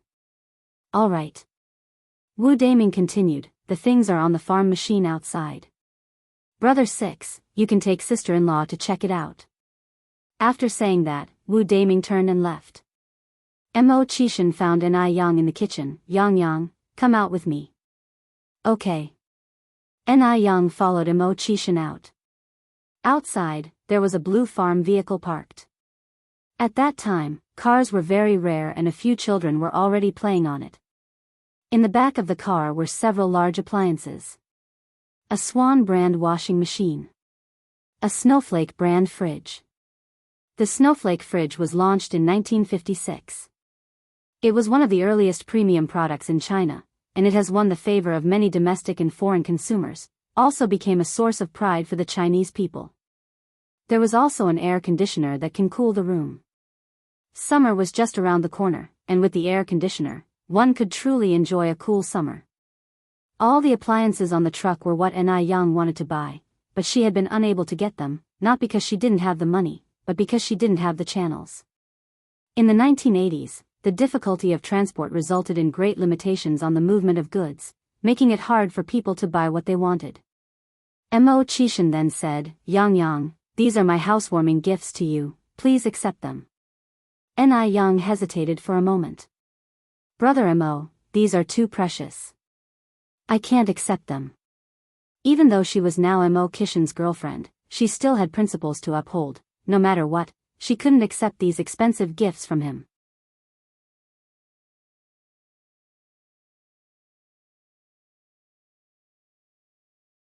Chapter 401, Letting you watch people through the gap in the door, up on the beam. _5. Imo Chishan chuckled, Yang, Daming is in this business.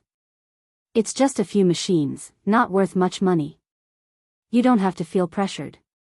An Yang laughed lightly, Big brother Imo, do you realize, if others heard you say this, they might kill you.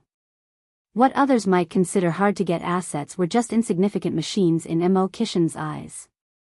He could get as many as he wanted, simply by asking. Yang, accept them. Imo Chishan said in a somewhat pitiful tone, are you going to reject my sincere offering? An Yang couldn't say no. She accepted them, planning to repay him in another way someday.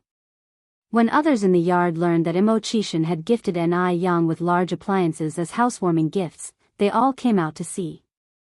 This is a refrigerator. I heard that ice pops are made by refrigerators. Yes. I've heard that too. Yang, what is this? An elderly woman with white hair pointed at the washing machine and asked An Yang. An Yang replied with a smile, Granny Chen, this is a washing machine. Washing machine? Granny Chen wondered, what's a washing machine?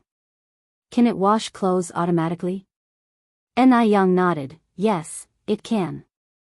Granny Chen exclaimed in surprise, "Can this small cabinet wash clothes? It doesn't even have hands, how does it wash clothes? Can it clean them properly? I've lived for so long and have never seen such a thing." "Yeah. I'm curious too. Can it really clean clothes? And what's this cabinet-like thing? I recognize this cabinet. I've seen it before at my cousin's place. It's like an electric fan, but it can blow out really chilly wind in the summer, the kind that makes you shiver." "Cold enough to shiver? Aren't you exaggerating? Who would shiver in the summer?" Everyone found it unbelievable. "I'm not exaggerating, not at all. At my cousin's place, when it was 38 degrees outside, I still needed a quilt inside." "What did my cousin call this thing? A window something?" "Oh yeah. A window unit." N.I. Young said, "Aunt Allen is correct. This is a window unit. It has cooling effects in the summer, much better than a fan." Hearing this, everyone exclaimed about how ingenious people are these days, even inventing such high-tech stuff. Soon, Wu Daming returned with a bag full of cigarettes. "Brother Lu, here." "Thanks." Mo Chishan took the bag and handed out cigarettes to the men. Watching Mo Chishan distributing the cigarettes among the crowd, Wu Daming felt as though he was hallucinating. If he hadn't seen it with his own eyes, he would never have believed what was happening. It was soon 11:45. There were only 15 minutes left to the auspicious time for the raising of the roof beam at noon. The raising of the beam refers to the installation of the main beam in the middle of the roof. In rural areas, there's a saying, "With a roof beam, there's abundance at home, without a beam, the livestock won't thrive." Therefore, the raising of the beam is a particularly important tradition. However, in modern times, people mostly buy homes in the city and gradually forget about this custom. Before the raising of the beam, the carpenter would paint the wooden beam red. Then 4 carpenters and a male member of the owner's family would lift the beam onto the roof together. This male member could either be the man of the house, his son, son-in-law, or grandson. If there are no men in the family, a woman could perform the task. "Big brother Mo, you should join the others to lift the beam." N.I. Young turned to Mo Chishan. "Me?" Mo Chishan widened his eyes. N.I. Young raised an eyebrow gracefully. "What, you don't want to?" "Of course, I want to." Mo Chishan nodded fervently. He was just feeling unexpectedly overwhelmed because the raising of the beam is a huge deal. He didn't expect N.I. Yang would let him take part. It turned out that he held such an important place in N.I. Yang's heart. With an excited heart, Mo Chishan went to join the others in lifting the beam. As a series of noises sounded out, the carpenter started his chant, stairs step by step, holding a flower basket picking immortal peach. After the beam was installed, the carpenter began the ritual of scattering sweets on the beam and sang again, holding the sugar as white as frost, from east beam scattered to the west beam. When scattered on the beam, blessed sons are born, the ends of the beams will produce scholars. Elders who pick it up will have blessings and longevity, the young who pick it up will have boys.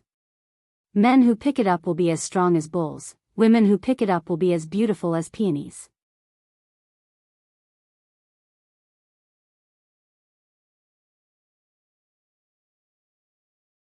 Chapter 402, allowing you to peek at people through the door gap, up on the beam. _6. The scattering part is what people look forward to the most. Just as the singing described, the carpenter began to throw candy, peanuts, and other snacks from the roof. On the ground, adults, children, young, old, practically everyone was jostling together to grab candies. The scene was very lively. N.I. Young prepared over 50 pounds of candy, plus cookies, peanuts, and the likes, weighing around 70 to 80 pounds. So, practically everyone was able to get some. During this era, a typical family would prepare 4 or 5 pounds of candy at most for a rafter-raising ceremony. There were none as generous as N.I. Young. So everyone was extraordinarily happy while grabbing candies. Everyone could grab some, even the old woman who was hard on her feet managed to grab a whole bag. After the rafter-raising ceremony ended, it was time to eat. The lunch was splendid, with large bowls of braised pork, succulent roasted lamb legs, and savory beef stew noodles. Moreover, Ni Young prepared a refined gift for every guest at the table, regardless of age. Ni Young was no fool. Since everyone brought gifts, she couldn't let them leave empty-handed. The gifts were wrapped in a red handkerchief, with a pack of cigarettes, 18 candies, and a red envelope with 5 yuan inside.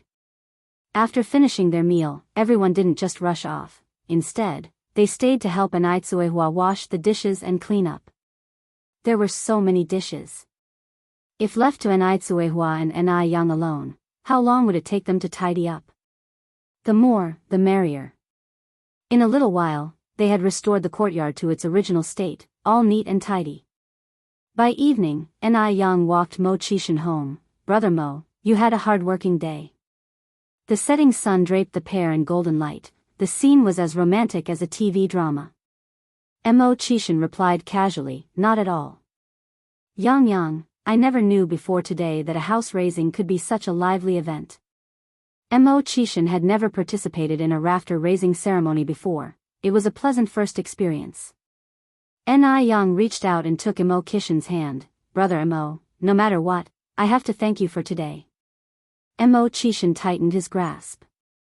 With a faint smile on his lips, he said, Yang, if you really want to thank me, do it in a more practical way." Ni Young knew he was teasing her again, and raised her eyebrows slightly. "You're thinking quite prettily, huh? Do you know what I'm thinking?" Mo Qishan looked down at Ni Yang's profile.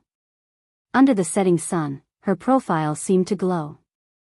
Her clear eyes hid constellations of stars, making people wish they could offer her everything beautiful in this world. "Wake up, stop dreaming."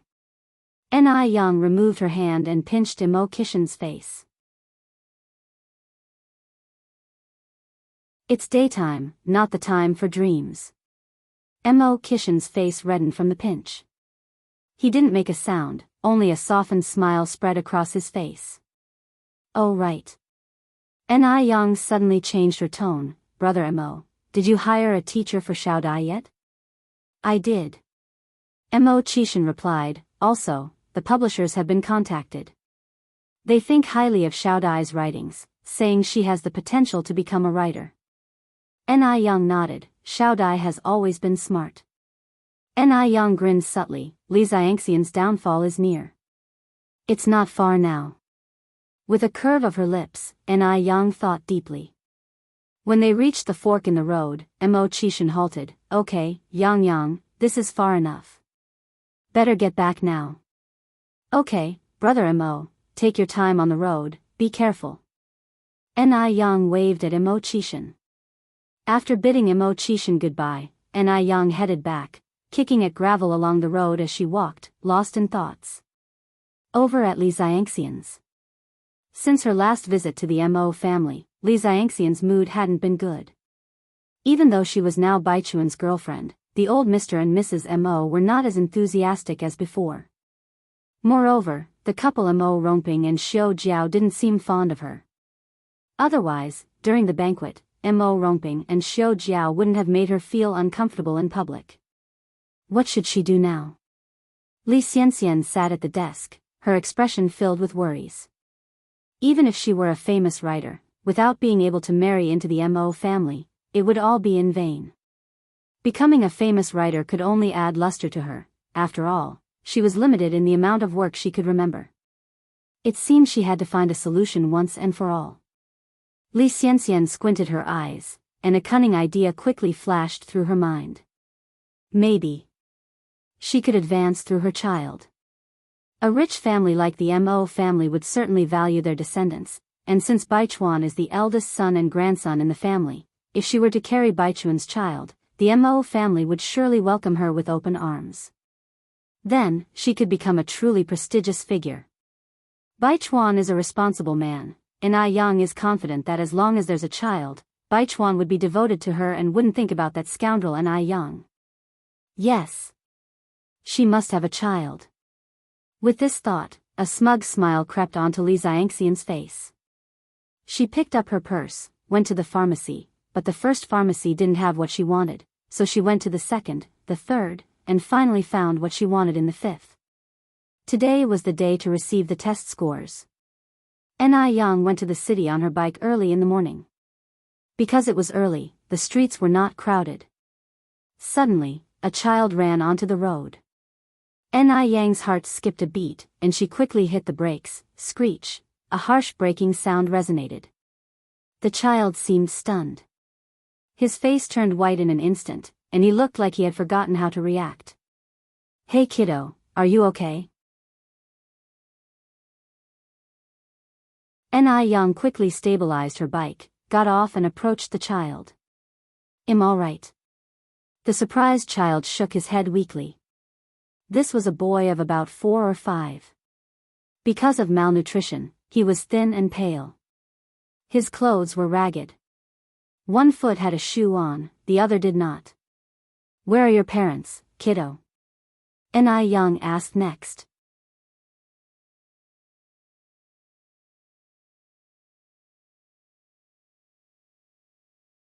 Chapter 403, Even More Beautiful Than a Fairy, the mother-daughter duo who are actresses _1. The little boy looked up at Ni Young, fear in his eyes as if shrouded by a layer of gray. After a moment, he spoke in a tear-choked voice, "My dad is at home, can you not look for him, please?" Ni Young laughed and said, "Don't worry, I won't look for him. Little one, remember to be cautious when crossing the roads. Stick to the pavements, no running. It's dangerous, understand?" The little boy nodded, his eyes welling up with tears. Ni Young took out some candies from her pocket. "Here, have this and stop crying. Big boys don't cry, they only shed blood." The little boy looked at the colorful candy, wiped his tears away, but didn't dare take it. There was something profoundly humbling about the gesture. "Take it, no need to be polite with me." Ni Young shoved the candy into the boy's hand and pocket. "By the way, what's your name?" The little boy sniffled. "I'm Fua." Ni Young gently patted Fua's head. "Fua, I'm leaving now." Fua nodded. After Ni Young left, Fua took a piece of candy out of his pocket.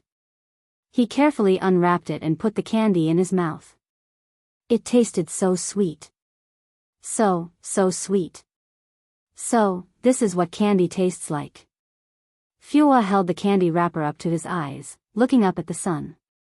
Through the dyed candy wrapper, the sun, the pedestrians, and the roadside scenery all turned into a rainbow of colors. After trying one piece of candy, Fua didn't dare to eat a second. Such delicious candy, his father would surely like it. Lost in his thoughts, Fua hurriedly started homewards. Fua lived in a cramped courtyard shared by 7 or 8 families. A few kids were playing hide and seek in the yard, their laughter echoing around. Fua watched from a distance, his eyes filled with longing. The wild child raised without a mother is back. Wild child.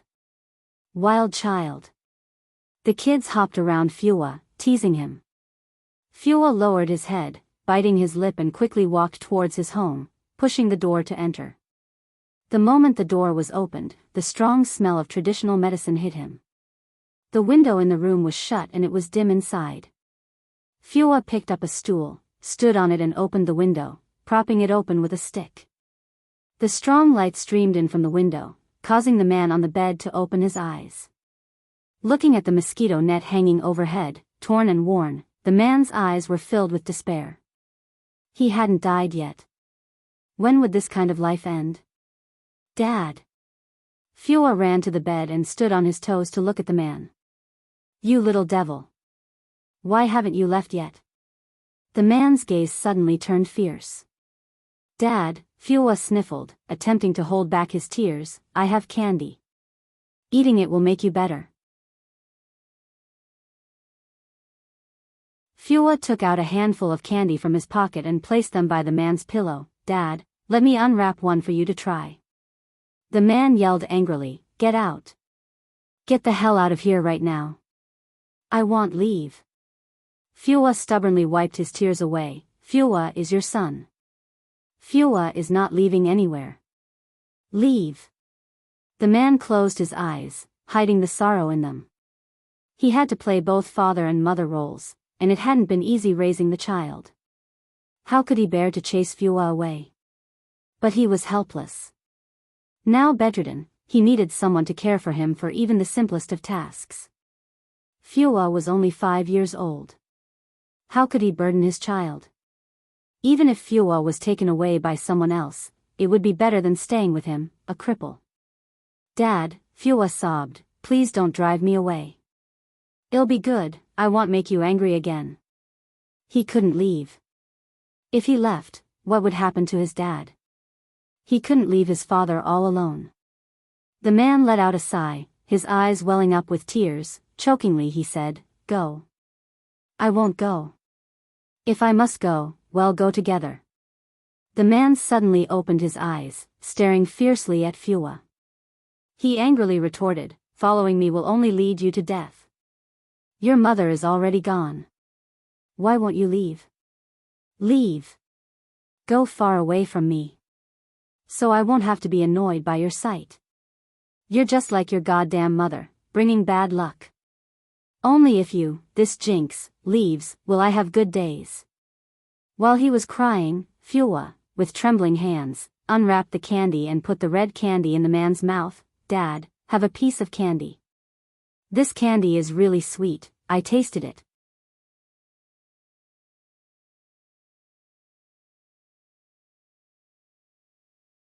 Chapter 404, Better Looking Than a Fairy, the mother-daughter duo who act _2.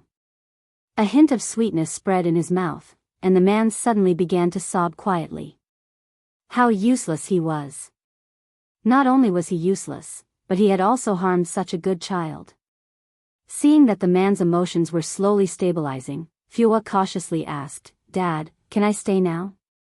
He didn't want a good life. He just wanted to stay with his father. As long as his father was there, home was there. Even if his father was lying in bed, he was the only pillar of support in his heart. "You're not leaving." The man forced out through his stiff throat, "I won't chase you away anymore." "Really?" Fua immediately brightened up, feeling like the whole world had lit up. The man nodded. Fua extended a small pinky finger towards the man. "Dad, let's make a pinky promise." The man also extended his hand to Fua. As the father and son held finger to finger, the man asked, "Fua, where did you get this candy?" Fua said, "Dad, this candy was given to me by a very beautiful sister. She has a very pleasant voice, just like Mom in my dreams." Fua had never seen his mother, but in his imagination, his mother was supposed to be a very gentle person. "Really?" The man looked at Fua. Fua nodded. The man went on to say, "Fua, do you remember what your father told you?" Fua replied, "Stealing an egg won't fill you up, but a bad reputation lasts a lifetime." The man continued, "Fua, remember, no matter when, we can't do anything illegal. If you do wrong things too often, you will face retribution." He couldn't let his son follow his old path. Fua nodded obediently. "I know, Dad. I want to rest." "Fua, you go out to play." The man closed his eyes. Fua picked up the worn-out medicine jar next to the bed. "I'm going to boil the medicine." "Wait." The man reopened his eyes. "Dad, what's wrong?" Fua looked back. The man continued, "Take the candy with you." Fua laughed and said, "Dad, I don't like sweets." He wasn't fooling anyone, he just wanted to leave the sweets for his handicapped father. The man closed his eyes in pain. How could such a sensible child have such a useless father? "Take it now." The man's expression suddenly turned fierce. "Or you can get the hell out of here." Fua shivered in fear, quickly came over and put the candy into his pocket. "Dad, don't be angry, don't chase me away." The man closed his eyes and began to sleep. "Dad, remember to call me if you need anything." Fua quietly left the room and went to the open-air kitchen to boil the medicine. Looking at the 2 remaining packets of herbal medicine, Fua sighed. The medicine would only last for 2 more days. What to do?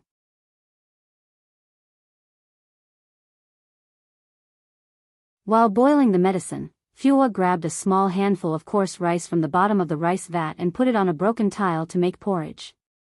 In a short while, the porridge was ready. The strong smell of herbal medicine was mixed with the faint aroma of rice. Fua spooned all the cooked porridge into a big bowl, dipped his finger in the bowl, smeared some rice soup around his mouth, and then carried the porridge into the room. "Dad, it's time to eat." Fua spoke gently. Although the man's legs were paralyzed, his upper body and hands were still normal. He propped up his upper body to sit up. "Why is there only one bowl?" "I have already eaten." Fua burped. "I ate 2 large bowls of porridge." "If you don't believe me, check my mouth." There was indeed some rice soup around Fua's mouth. Only then did the man feel relieved and started to eat his porridge. "Dad, it'll go out now." Fua went outside, scooped up a large spoonful of cold water from the vat, and drank it all at once. "Drink more water, eat a piece of candy, and you won't feel hungry." Ni Young rode her bicycle to school. Today was the day the transfer student grades were released, so the campus was crowded with people. From a distance, Han Xiaoyu saw Ni Young, who stood out from the crowd. She rushed over. "Ni Young. Ni Young.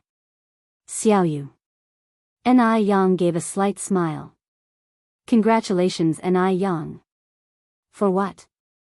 Ni Young looked at Han Xiaoyu with confusion. Han Xiaoyu was surprised and said, "Ni Young, you don't know yet?" "Know what?" Ni Young was even more puzzled. "First place." Han Xiaoyu excitedly said, "You got the first place." Although Ni Young had the foundation from her past life and was quite confident about this test, she really hadn't expected that she would achieve first place.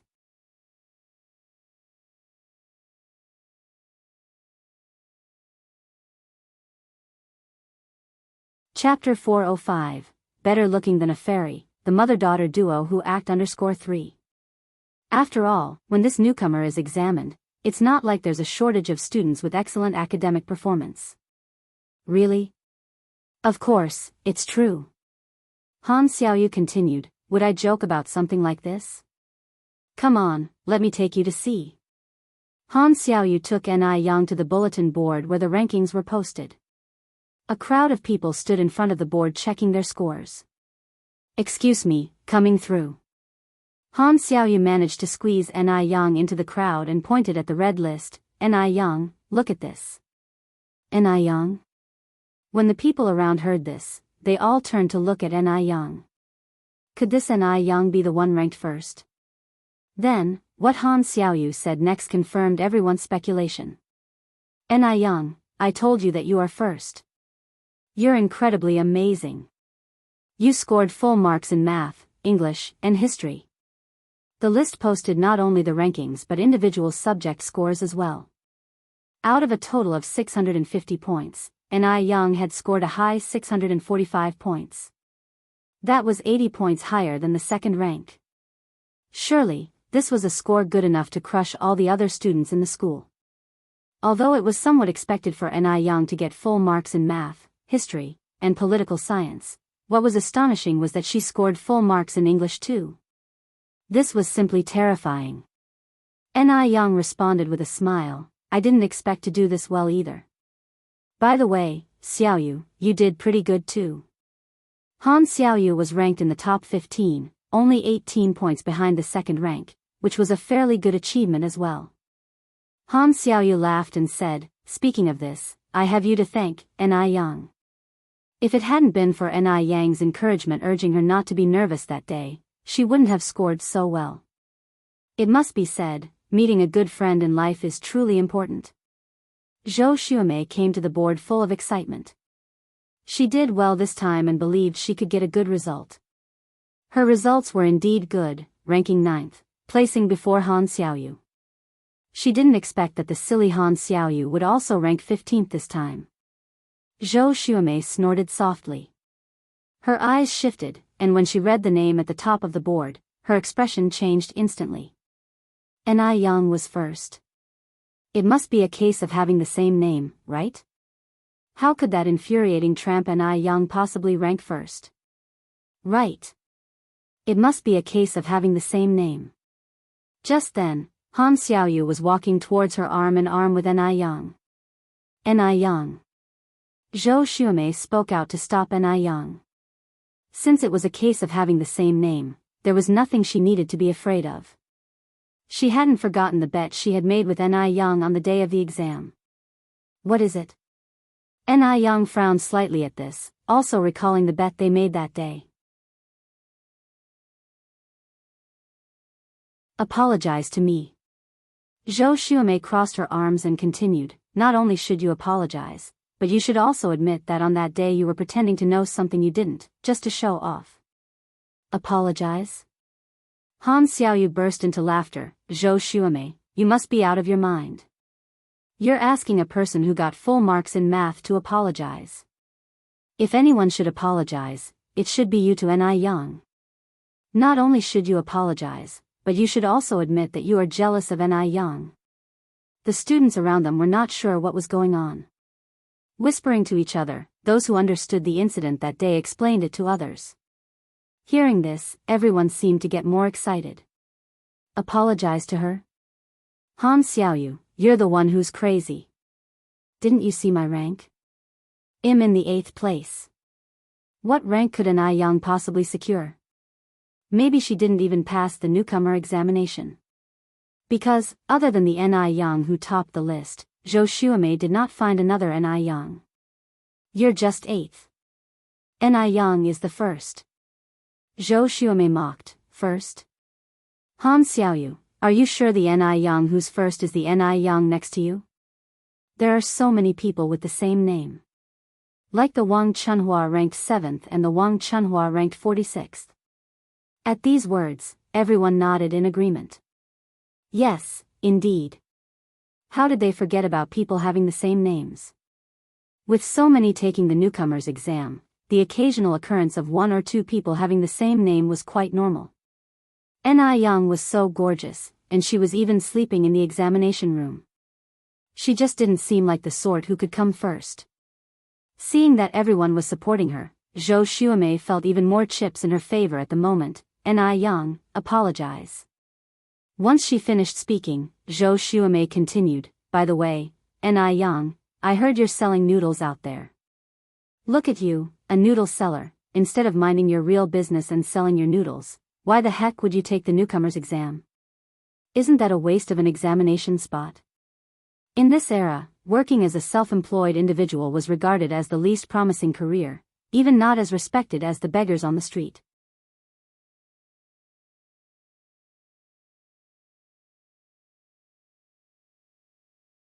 Chapter 406, Better Looking Than a Fairy, the mother-daughter duo who act _4. Back then, there was a term, speculators, used to describe sole proprietors.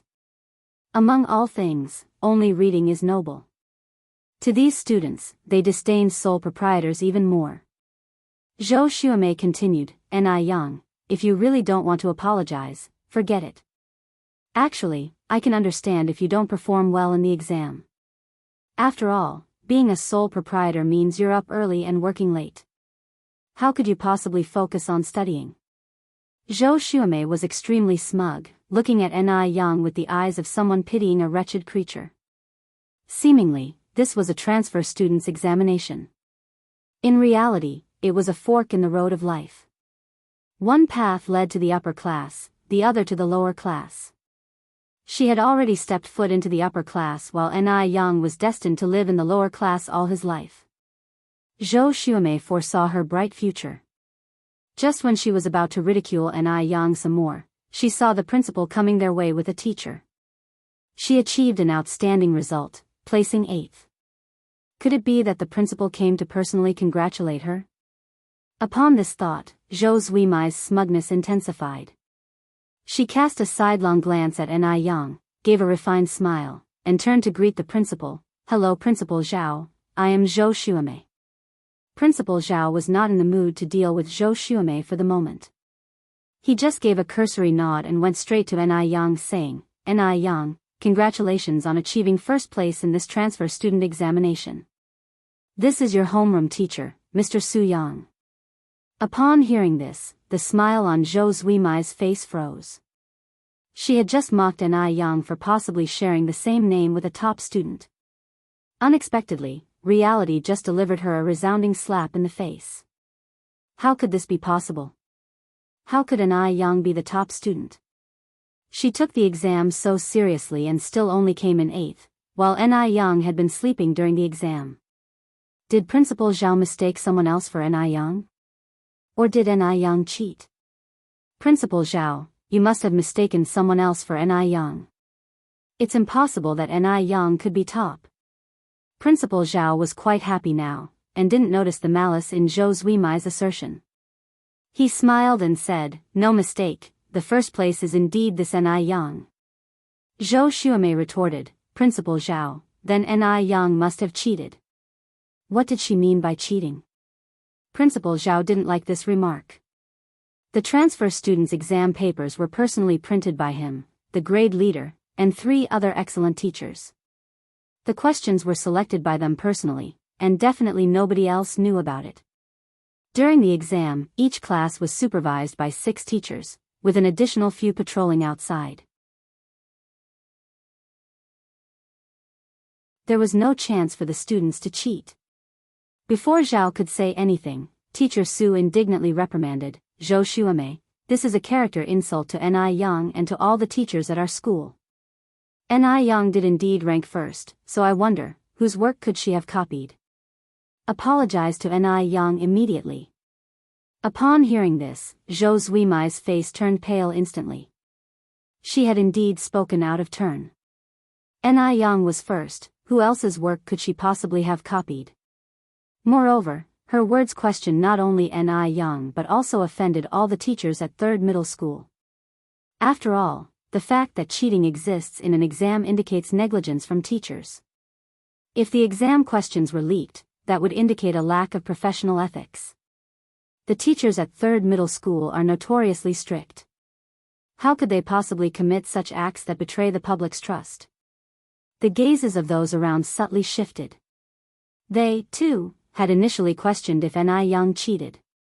But after hearing teachers' thus words, they instantly came to a sudden realization. Zhou Xuemei bit her lip, seemingly incapable of uttering the 3 words, "I'm sorry." She didn't want to apologize to N.I. Yang. She especially didn't want to apologize to a sole proprietor. Why should a sole proprietor earn the first place in a transfer student exam? This was utterly unbearable. N.I. Yang slightly smiled and said to Zhou Xuemei, "If you really don't want to apologize, then I won't force it. After all, you've been busy being jealous and accusing others. Slandering people has become your habit, how could I possibly try to correct it?" N.I. Yang's retorted Zhou Zuimai's mockery, tactfully giving it back to her. Though not a single harsh word was uttered, each and every one sliced to the quick. Zhou Zuimai's face turned exceedingly unsightly. In front of the principal and so many students, she lost face completely.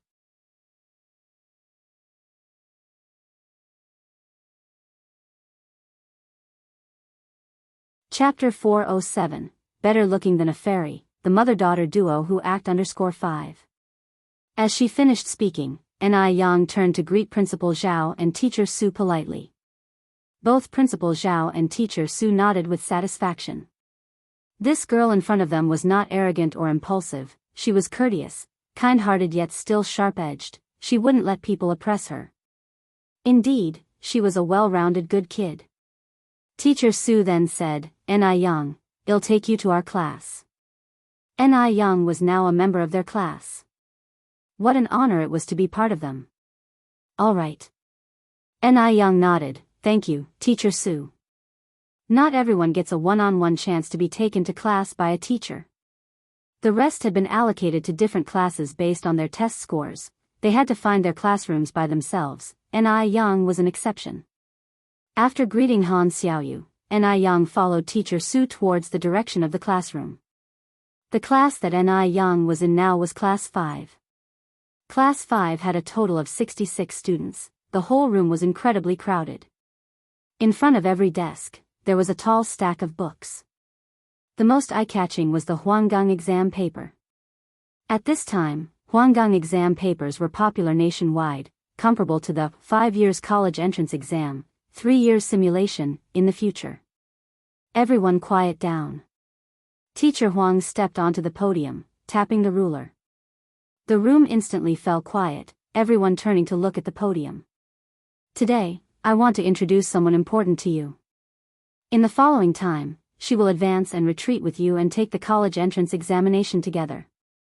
She is Ni Yang, who ranked first in our midterm exams. Ni Yang, please come in. Teacher Su looked towards the door. As he finished speaking, the faces of everyone in the class brightened up, and murmurs began to fill the room. The first place too. That's amazing. Not only did she score an impressive 645 points, but she also got a perfect score in English. Her academic performance was so good. Wonder what she looks like in real life? Would she be very ugly? Under the expectant gaze of the crowd, Ni Yang walked in and gracefully stood on the podium. Hello everyone, I'm Ni Yang, Ni as the single-person slang, and Yang is from the phrase, the sun on the blue field warms the jade and creates smoke. As she finished speaking, she picked up a piece of chalk from the podium and wrote 2 large characters on the blackboard. The handwritten words were beautiful, elegant yet casual, even better than the teacher's handwriting. Indeed, her handwriting was just like her. Murmurs of admiration came from the crowd. My gosh! The new girl is too beautiful. Just like a fairy from heaven. Even prettier than Chang Yu. Can Chang Yu compare with a celestial fairy? The celestial fairy was imagined by everyone, but Ni Yang really existed in reality. Everyone not only could see her, but also become her classmates. The impact was completely different. As one of the main characters, Chang Yu felt upset after hearing that, you guys sound as if you've really seen a fairy. Before Ni Yang's arrival, she was the class flower of class 5. Once Ni Yang was there, she instantly became an ordinary girl. How could she be happy about that? Moreover, Chang Yu didn't think Ni Yang was much prettier than herself. Chang Yu, are you feeling sour?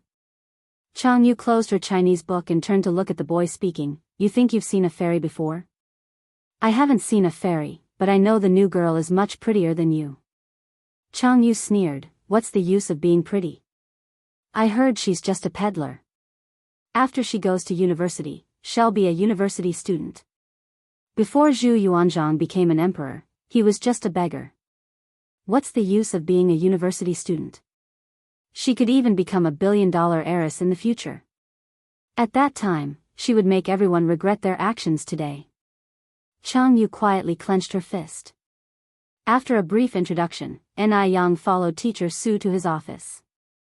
Teacher Su, I want to discuss something with you. Go ahead. Teacher Su really liked this student. As long as Ni Yang's request was not too excessive, he would agree. Ni Yang continued, can I come to school only for exams in the future? I'd like to arrange my own time for the rest of the days. Why? Teacher Su was somewhat surprised. Ni Yang said, rest assured, Teacher Su, I will study diligently at home. If I don't do well in a test, I will immediately return to school. Ni Yang's business couldn't afford a moment's neglect now, and she also planned to expand her business. If she wasted a whole year, she would miss many opportunities. Teacher Su hesitated a bit. That doesn't comply with the school rules. It didn't make sense for the student not to attend school. What if her performance drops? You're tuning into the Dreamy Love Stories YouTube channel. Don't forget to subscribe and join us on this journey to catch the most captivating stories.